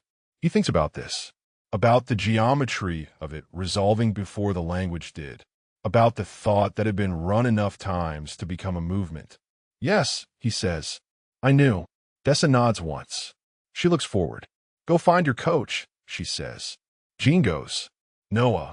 He comes off the stage level into the corridor that connects to the team area, and he has his notebook and his jacket and the specific disorientation that follows a significant win, the sudden decompression after hours of high register attention, the body unsure what to do when it is no longer needed at that level. He hears Jin before he sees him. The corridor is not loud. The crowd noise is behind two sets of doors, and the team area is a neutral space of equipment cases and staff movement.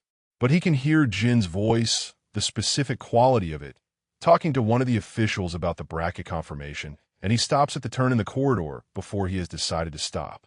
He stands there. He is aware that this is the equivalent of standing in a doorway for 6 minutes with a phone in his hand. He is aware of the irony. He also does not move. Jin finishes with the official. He turns. He sees Noah. He does not check his phone. He does not look at the time. He walks down the corridor the way he walks toward things he has decided, which is without particular ceremony, and he stops 2 feet away. "That West Corridor call," Noah says. "I know," Jin says. "I know it wasn't. It was the right call," Noah says. "It was the correct read. It was what I would have said in 5 seconds. Jin is quiet for a moment. "You were watching." "I'm always watching." Another quiet. "I know," Jin says. They are standing in the corridor with the championship bracket confirmed and the crowd behind 2 sets of doors and Rafe's voice audible from somewhere ahead of them, still narrating his own emotional experience at full volume. Noah looks at Jin. "Tonight," he says, "the analyst room. I want to have the rest of the conversation." Jin looks at him with the expression, the open, unmanaged one. The real face. All of it. As much of it as is mine to give. He pauses. "There are things you deserve to know. About August. About before. I should have said them months ago." Jin is still. "Okay," he says. And this time Noah hears it the way he has been learning to hear it, which is as. Yes. As. I will be there. As. I am not going anywhere. Tonight, Noah says. Jin nods once. He goes to find the team. Noah stands in the corridor for a moment after he's gone. He looks at the notebook in his hand. He puts it in his jacket pocket. He goes to find his team too. Tonight, he's going to tell Jin one true thing. Tonight, he suspects he will tell him more than one. Chapter 20, What the Body Kept. The house is quiet by 1 a.m. The celebration ran until midnight. Rafe had produced champagne from the same mysterious source as the qualifier. Kira had found a speaker. Tomas had called his mother twice. Dessa had stayed for 2 hours, which for Dessa constitutes a party. They had eaten too much and laughed too loud, and told the story of the West Corridor call approximately 4 times in the way of people who need to keep saying a thing to believe it actually happened. By 12:30, the team was dispersing. By 12:45, the house had the specific quality of a space recovering from occupancy. The glasses left on the coffee table, the speakers still showing its indicator light, the ambient warmth of a building that has held too many people and has not yet cooled. By 1 a.m., it is just Noah. He is in the analyst room. He is not watching footage. He has the notebook open on the desk, pen in hand, and he is trying to write something that is not strategy notes. This is proving more difficult than he expected, which is perhaps appropriate. He has been writing in this notebook for years with the specific fluency of someone who thinks best through the hand, and tonight the page is resisting him, or he is resisting the page, and the distinction has something to do with the fact that what he is trying to write is not tactical. He has 3 false starts on the current page. He can see them, a line crossed out, a half sentence that went somewhere wrong and was abandoned, a date written and then stared at without follow-through. Below the false starts, in the space where something else should be, Jin came back. He had written that 2 weeks ago. He has not written below it since. He picks up the pen.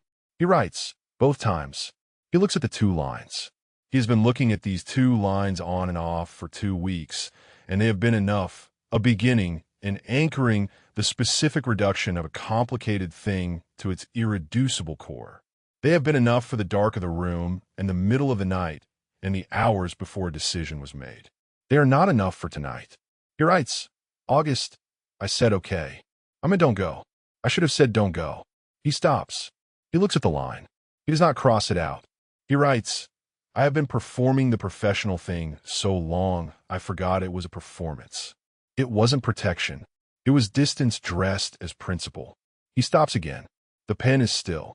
Outside the high window, the street is the particular quiet of a city at 1 a.m. Not silent, never silent, but the specific frequency of it changed, a lower register, something that has permission to be less than fully awake. He writes, he came back not knowing he'd been here. He found his chair. He found the room. He found his way to every margin I wrote his name in, and he didn't need the memory to know what it meant. He sets the pen down. He looks at what he has written. He is aware that this is not something he will ever show anyone. This is the analyst room's private function, the repository of things that are true but not yet speakable, the space where the unmanaged version of himself has been conducting its operations for years. He is aware that what he has just written down is, in the language of his own internal architecture, a disclosure, a statement of the thing. Not okay, not the professional thing, the actual thing. He puts the pen down. He looks at the monitor. Not on, dark, but the surface of it holds the room's reflection. The desk, the notebook, the lamp in the corner, himself with his left sleeve rolled and his right not. He looks at his own reflection for a moment with the same quality of attention he gives to footage, the same willingness to simply observe without managing the interpretation. He looks tired. He looks like someone who has been carrying something a long time. He also looks, and this is a recent development, this quality, he has been noticing it for about 2 weeks, like someone who has made a decision and is living inside it. There is a difference in the posture, a specificity of having chosen something that has not been in it for a while. He hears the door, not the front door, the sound from the hallway, a soft footfall, the particular way Jin's weight falls on the second board from the analyst room entrance, the one that has a slight give. He has learned to hear this. He has been learning it for months, and has been filing it under ambient sound rather than under the category where it actually belongs. He does not turn around. He sits at the desk with his notebook open and his reflection in the dark monitor, and he listens to Jin standing in the doorway. He listens to the 6 minutes. He knows about the 6 minutes. He has known, in the way of someone who was in this room when it happened and whose body kept the record, that Jin stood in this doorway long enough that it was not passing through. But he has never known the duration from the outside. He knows it now. He counts it, not obsessively, the way you count because it gives you something to do that is not turning around. He turns around. Jin is in the doorway. He has the look of someone who has been standing in a specific place long enough to have committed to it. His dark hair is slightly disordered from the evening. He has changed out of the match clothes into the familiar house register. A t-shirt, the loose-fitting kind, the one he always wears when the professional day is over. His feet are bare. Jin's eyes move to the notebook, then to Noah. The room is very quiet. Noah looks at him, the current Jin, the real Jin, the one standing in the blue-white monitor light with the door frame at his back and his eyes doing the open, unguarded thing that Noah spent a year and a half learning to look away from. He is not looking away. He has stopped looking away. He thinks about the 3 lines he wrote tonight. I said okay. Don't go. I should have said don't go. He thinks about the floor of this room and the jacket and the word that stood for everything he did not say. And he thinks about the decision he made 2 weeks ago in the dark when he put the phone down. And he thinks about tomorrow and the full conversation and everything that comes after tonight. He thinks Jin came back. Both times. Jin clears his throat. Noah thinks, I'm going to tell him one true thing. He suspects he will tell him more than one. He holds the eye contact in the doorway, the charged, impossible, inevitable quality of it, and the night opens around them both. Chapter 21, Parallel Save Files. A note on structure. This chapter moves between 2 timelines simultaneously. Then, the night their first relationship ended. Now, the night their second one begins. They're the same night. They are not the same night at all. Then. The gaming house is dark except for the analyst room. Noah has been in here for 4 hours. The monitor light makes him look hollowed out, blue-white across the jaw, nothing in his eyes. He has watched Jin's last play sequence 41 times. He knows this because he counted. Counting is something to do when the alternative is thinking about the fact that Jin's shoes are still by the front door and Jin's jacket is still on the back of the couch, and Jin said, I can't do this anymore with the specific flatness of someone who has been deciding for a long time. He presses play. 42. On screen, Jin moves like water through a gap in the enemy formation. Instinctive, devastating, gorgeous, and Noah watches the way he always watches, with his full chest, with the part of him that stopped being just a coach somewhere around month 4 and never fully came back. He pauses on Jin's face in the post-kill frame. Half a second of pure relief. The expression he only made when he'd done something he wasn't sure he could do. Noah takes his glasses off, sets them down on the desk, presses his thumb and forefinger to the bridge of his nose. He doesn't cry. He just sits in the specific silence of a room that used to have someone else's heartbeat in it. Now, the gaming house is dark except for the analyst room. Jin stands in the doorway. He has been standing here he checks his phone, 6 minutes, which is not a thing a normal person does, but his therapist told him to notice moments of hesitation and name what lives inside them. So, 6 minutes of standing in a doorway, watching a man he is not supposed to want, feeling something enormous and untranslatable move through his chest. Noah hasn't heard him. He's watching footage. Jin can tell by the way his shoulders are set, that particular forward lean, the angle of his head that means his brain is working so hard his body has gone quiet. His glasses catch the light. His left sleeve is rolled to the elbow. His right isn't, because he always forgets the second one. Jin's chest does the thing it has been doing for weeks now. The seizing thing. The thing that happens when Noah doesn't look at him. He clears his throat. Noah turns. Then, the shoes are still by the door. Noah puts his glasses back on. He opens a new document. Titles it Post-Season Review, Individual Performance Analysis. He will write Jin's name in a header. He will break down the data. He will be the coach first, the way he should have been from the beginning, the way he couldn't manage once Jin started falling asleep on that couch with his controller still in his hands, and his mouth slightly open and his whole body arranged like he trusted the world not to hurt him while he was unconscious. You make everything harder, Jin said. You know that? You make every room harder to be in. He admitted it as a complaint. Noah had heard it as the closest thing to I love you he thought he was going to get, which probably said something damning about him. He starts typing. He stops. He looks at the paused frame on the monitor. Jin's relief.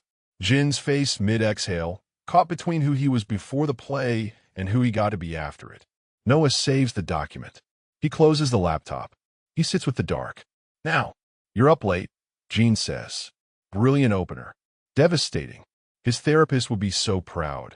You're up late, Noah says back, and somehow makes it sound like an answer. Jin comes into the room. This is a thing he has had to relearn, that he is allowed in Noah's spaces, that Noah's rooms don't require permission.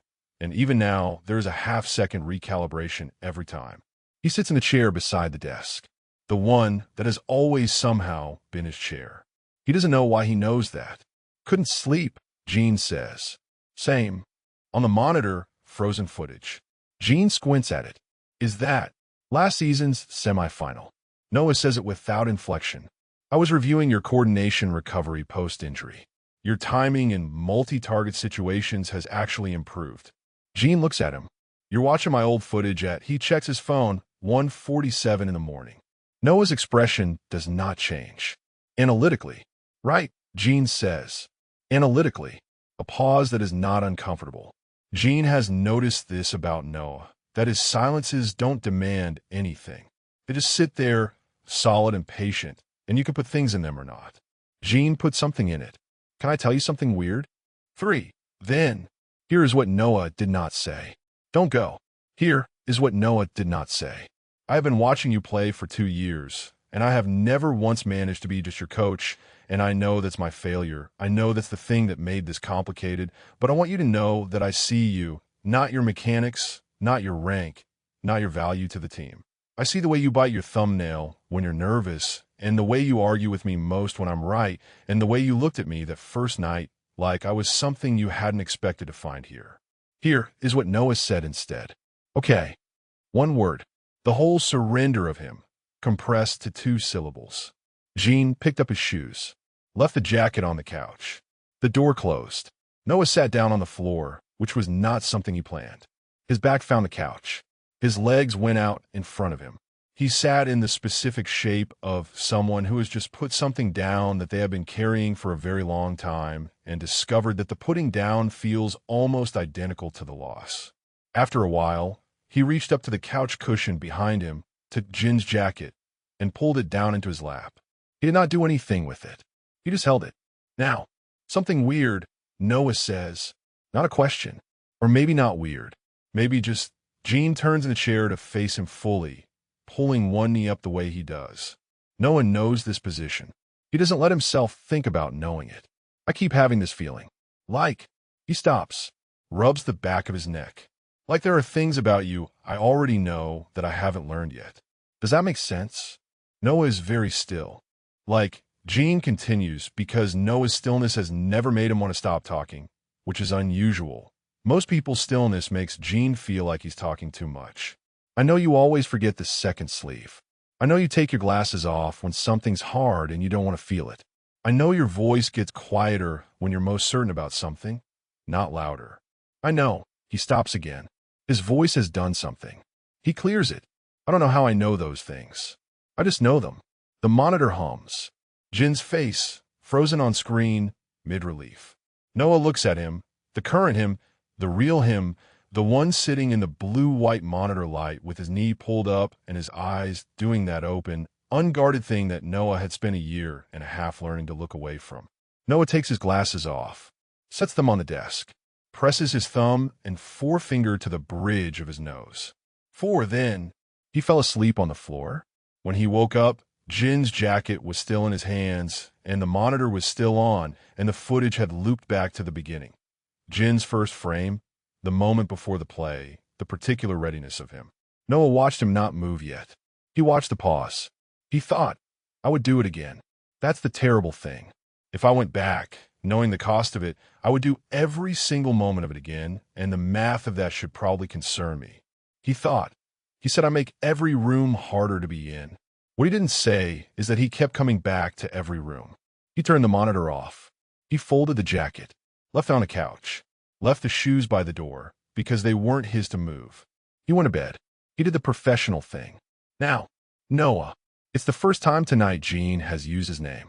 They've been carefully hey and coach and a lot of meaningful eye contact, but now it's his name, and it lands in the room with a specific weight. I don't remember what we were, Jin says quietly. My doctors say I might not. Some of it might just be, he makes a gesture, small, that means gone. But I'm not asking about that. I'm not asking you to tell me. He reaches over. His hand finds Noah's glasses on the desk. He picks them up, and then, carefully, without hesitation, like a thing his hands know how to do, he leans forward and settles them back onto Noah's face. Adjusts them slightly at the left temple, where they always sit a fraction too low. Pulls back. I just wanted you to know, Jin says, that whatever it was, I think it made me someone who knows how you take your glasses off. And I don't think I want to forget that part. Noah looks at him through clean lenses. He thinks about a jacket folded on a couch, a door that closed, a floor he sat on for 3 hours holding something that wasn't his anymore. He thinks the math of it. He thinks I would. Jin, he says, and his voice is doing the quiet thing, the most certain thing. Jin's mouth curves. He's heard it too. He knows what it means. He doesn't know how he knows. Yeah, Jin says softly. Me too. Ve, soda. Then and now, together. In one room, Noah sits on a floor with a jacket in his hands. In another room, Noah looks at a man who has forgotten everything except what matters. In one room, the monitor plays footage of someone moving through a gap like water, like instinct, like a thing the body knows before the mind does. In another room, Jin has just adjusted his glasses and pulled back, and they're looking at each other in the specific way of people who are about to choose something. The couch, the jacket, the door, the chair, the monitor, the name. Jin's hands, then letting go. Jin's hands, now, knowing where to go. These are not the same night. These are absolutely the same night. In the first, Noah learns the shape of a loss he will carry forward. In the second, he learns it was making room. He takes a breath, then holds it. Now, lets it go. Noah doesn't tell him everything. Not tonight. He tells him one thing. You adjusted my glasses the first time we met, too. I dropped them in the equipment room, and you picked them up and just... He makes the gesture, the same small, precise adjustment at the left temple, like you'd done it before. Jin stares at him. You told me I had crooked ears, Noah says. I've thought about it an embarrassing number of times. Jin laughs, startled, real, the one that comes before he can make it smaller. And Noah watches it happen, watches him laugh, and thinks. Here, this is the room I want to be in. This one, right here. Falling in love twice is its own kind of violence. But some things survive the fall. Twice. Epilogue. New save file. The analyst room at noon looks like a different room. Jin has thought about this. The specific quality of the space when it has daylight in it. The high window letting in a rectangle of spring sun that falls across the desk at an angle he has never seen before, because he has never been in this room at noon with a light like this. The monitor light that defines the room in his memory is irrelevant now. The space is just a room. A good room. His. He has Noah's footage playing on the secondary display. This is something he picked up sometime in February. The practice of reviewing his own session footage. The way Noah reviews everything. The way the best versions of yourself are built by watching yourself clearly and without too much mercy. He is not very good at it yet. He has a tendency to look for patterns that confirm what he already thinks rather than patterns that tell him something new, which his therapist has noted is a general feature of his processing architecture and not specific to the footage review, in which he is working on. He is working on a lot of things.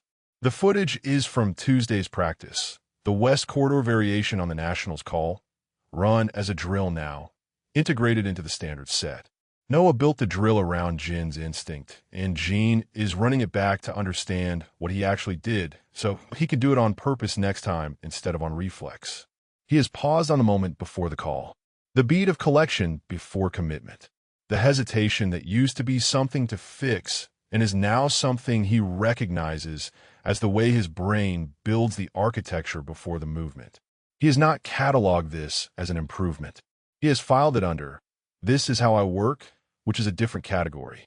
He is rewinding the clip for the third time when he hears footsteps in the hall and then the specific sound of Noah in a doorway. Not a knock, just the shift of weight, the particular quality of a presence that is deciding whether to announce itself. "I know you're there," Jin says. "I know you know," Noah says. He comes in. He has 2 mugs of coffee, which means he made it knowing Jin was in here, which means he registered the sound from the kitchen and planned accordingly, which means Jin notes this and files it in the same category as the chair and the handwriting and the high window, that Noah account for his presence in the house even when they are not in the same room. He sets one mug on the desk beside Jin. He sits in his chair. His chair is the one at the main desk.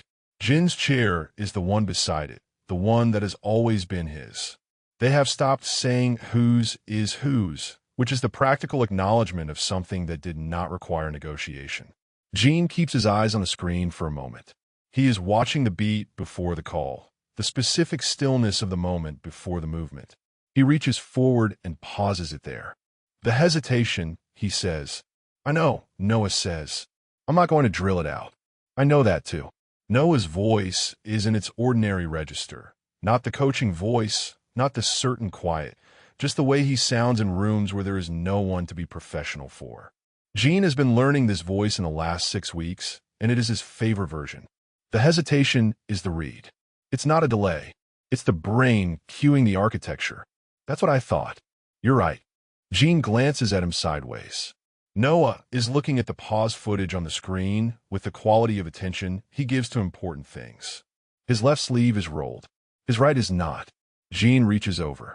He takes Noah's right sleeve in his fingers and rolls it to the elbow, the same way Noah does the left, the same fold, the same precise turn of the cuff. He does this without looking, without ceremony, the way you do a thing that your hands know. Noah lets him. He does not look at Jin while this happens. He looks at the screen, but the corner of his mouth does something that is not performed and is not managed and is not the careful neutral he wore in this room for months before it became unnecessary. Jin takes his coffee. He pulls his knee up to the seat of the chair, the position that is his. What's tonight? He says. Film review from 5 to 7, Noah says. Kira's variation debrief at 7:30. Individual sessions start again Monday. And after film review, Noah is quiet for a moment. The kind of quiet that is not thinking, just choosing whether to say the thing. I was going to look at the spring qualifier bracket, he says. If you wanted to. Jin looks at the footage. The paused frame. The moment before the call. The body knowing before the mind does. Yeah, he says. I want to. Outside the high window, the March light moves with the particular persistence of a season that has decided to arrive whether or not anything is ready for it. It is not warm yet, but it has commitment, which is something. The room holds them. Noah has his notebook out now, pen moving over a new page, the handwriting small and precise and crowding the margins. Jin can see the shapes of the notation system without reading it specifically, the shorthand of a person who thinks through the hand, who externalizes through the pen, who has been writing things in the margins of this notebook that were never really just about the drills. Jin watches him work. He is aware that he is doing the thing he has been doing since November, cataloging, noting, building the file on a person who does not know they're being so carefully observed. He is aware that this is no longer a private project. He is aware that Noah is, with an accuracy that is slightly unsettling, equally aware of Jin. This is one of the things about them that he has been learning. That the specific quality of paying attention, the full register receiving of another person's presence, runs in both directions. Noah tracks him in every room. Jin tracks Noah. They have been doing this to each other for over a year, in one form or another, and the tracking has never been about surveillance. It has been about the thing that happens when someone becomes the fixed point you navigate from. He finishes the coffee. He sets the mug down. He looks at the footage. He presses play. The footage moves. He watches himself make the call, the West Corridor, the intention dressed as instinct. He watches the team respond. He watches it work. I'm going to get there faster, he says. The hesitation. I think with more volume, I'll get it down to where it's not visible in the data. You don't need to get there faster, Noah says, without looking up from the notebook. You're already calling it correctly. Faster is a vanity metric. Jin looks at him. Vanity metric, he says. If the call is correct and the timing is within the window, the half-beat of collection is not a problem to solve. It's a feature. Noah writes something in the notebook. Stop trying to fix things that aren't broken. That's either very good coaching or very convenient for your data. Both, Noah says. He glances over. His glasses are slightly low on the left. His expression is the ordinary one, The room with the one to be professional for one, and there is something in it that is warm in the way of things that have had time to settle. Not the sharp electricity of the early weeks, not the specific charge of things that have not yet been said, but the warmth of something that is simply there, reliable, chosen every morning. Jin looks at him for a moment. He reaches over. He adjusts Noah's glasses at the left temple, where they always sit a fraction too low. Noah does not move. He lets it happen. His eyes stay on a notebook and then, after a second, come up to meet Jin's. The room is quiet. The footage plays in the background, muted now, the figures moving in the small secondary monitor without sound. Outside, the March light continues its work. Crooked ears, Jin says. Still, Noah says. Jin's mouth does the thing. The real version. He turns back to the screen. He presses rewind. He watches the moment before the call one more time. The hesitation, the collection, the body knowing before the mind does. And he is not trying to fix it. He is just watching it, learning its shape, understanding how he works. The notebook pen moves. The footage plays. The March light makes its slow crossing of the desk. This is the room. This one, right here,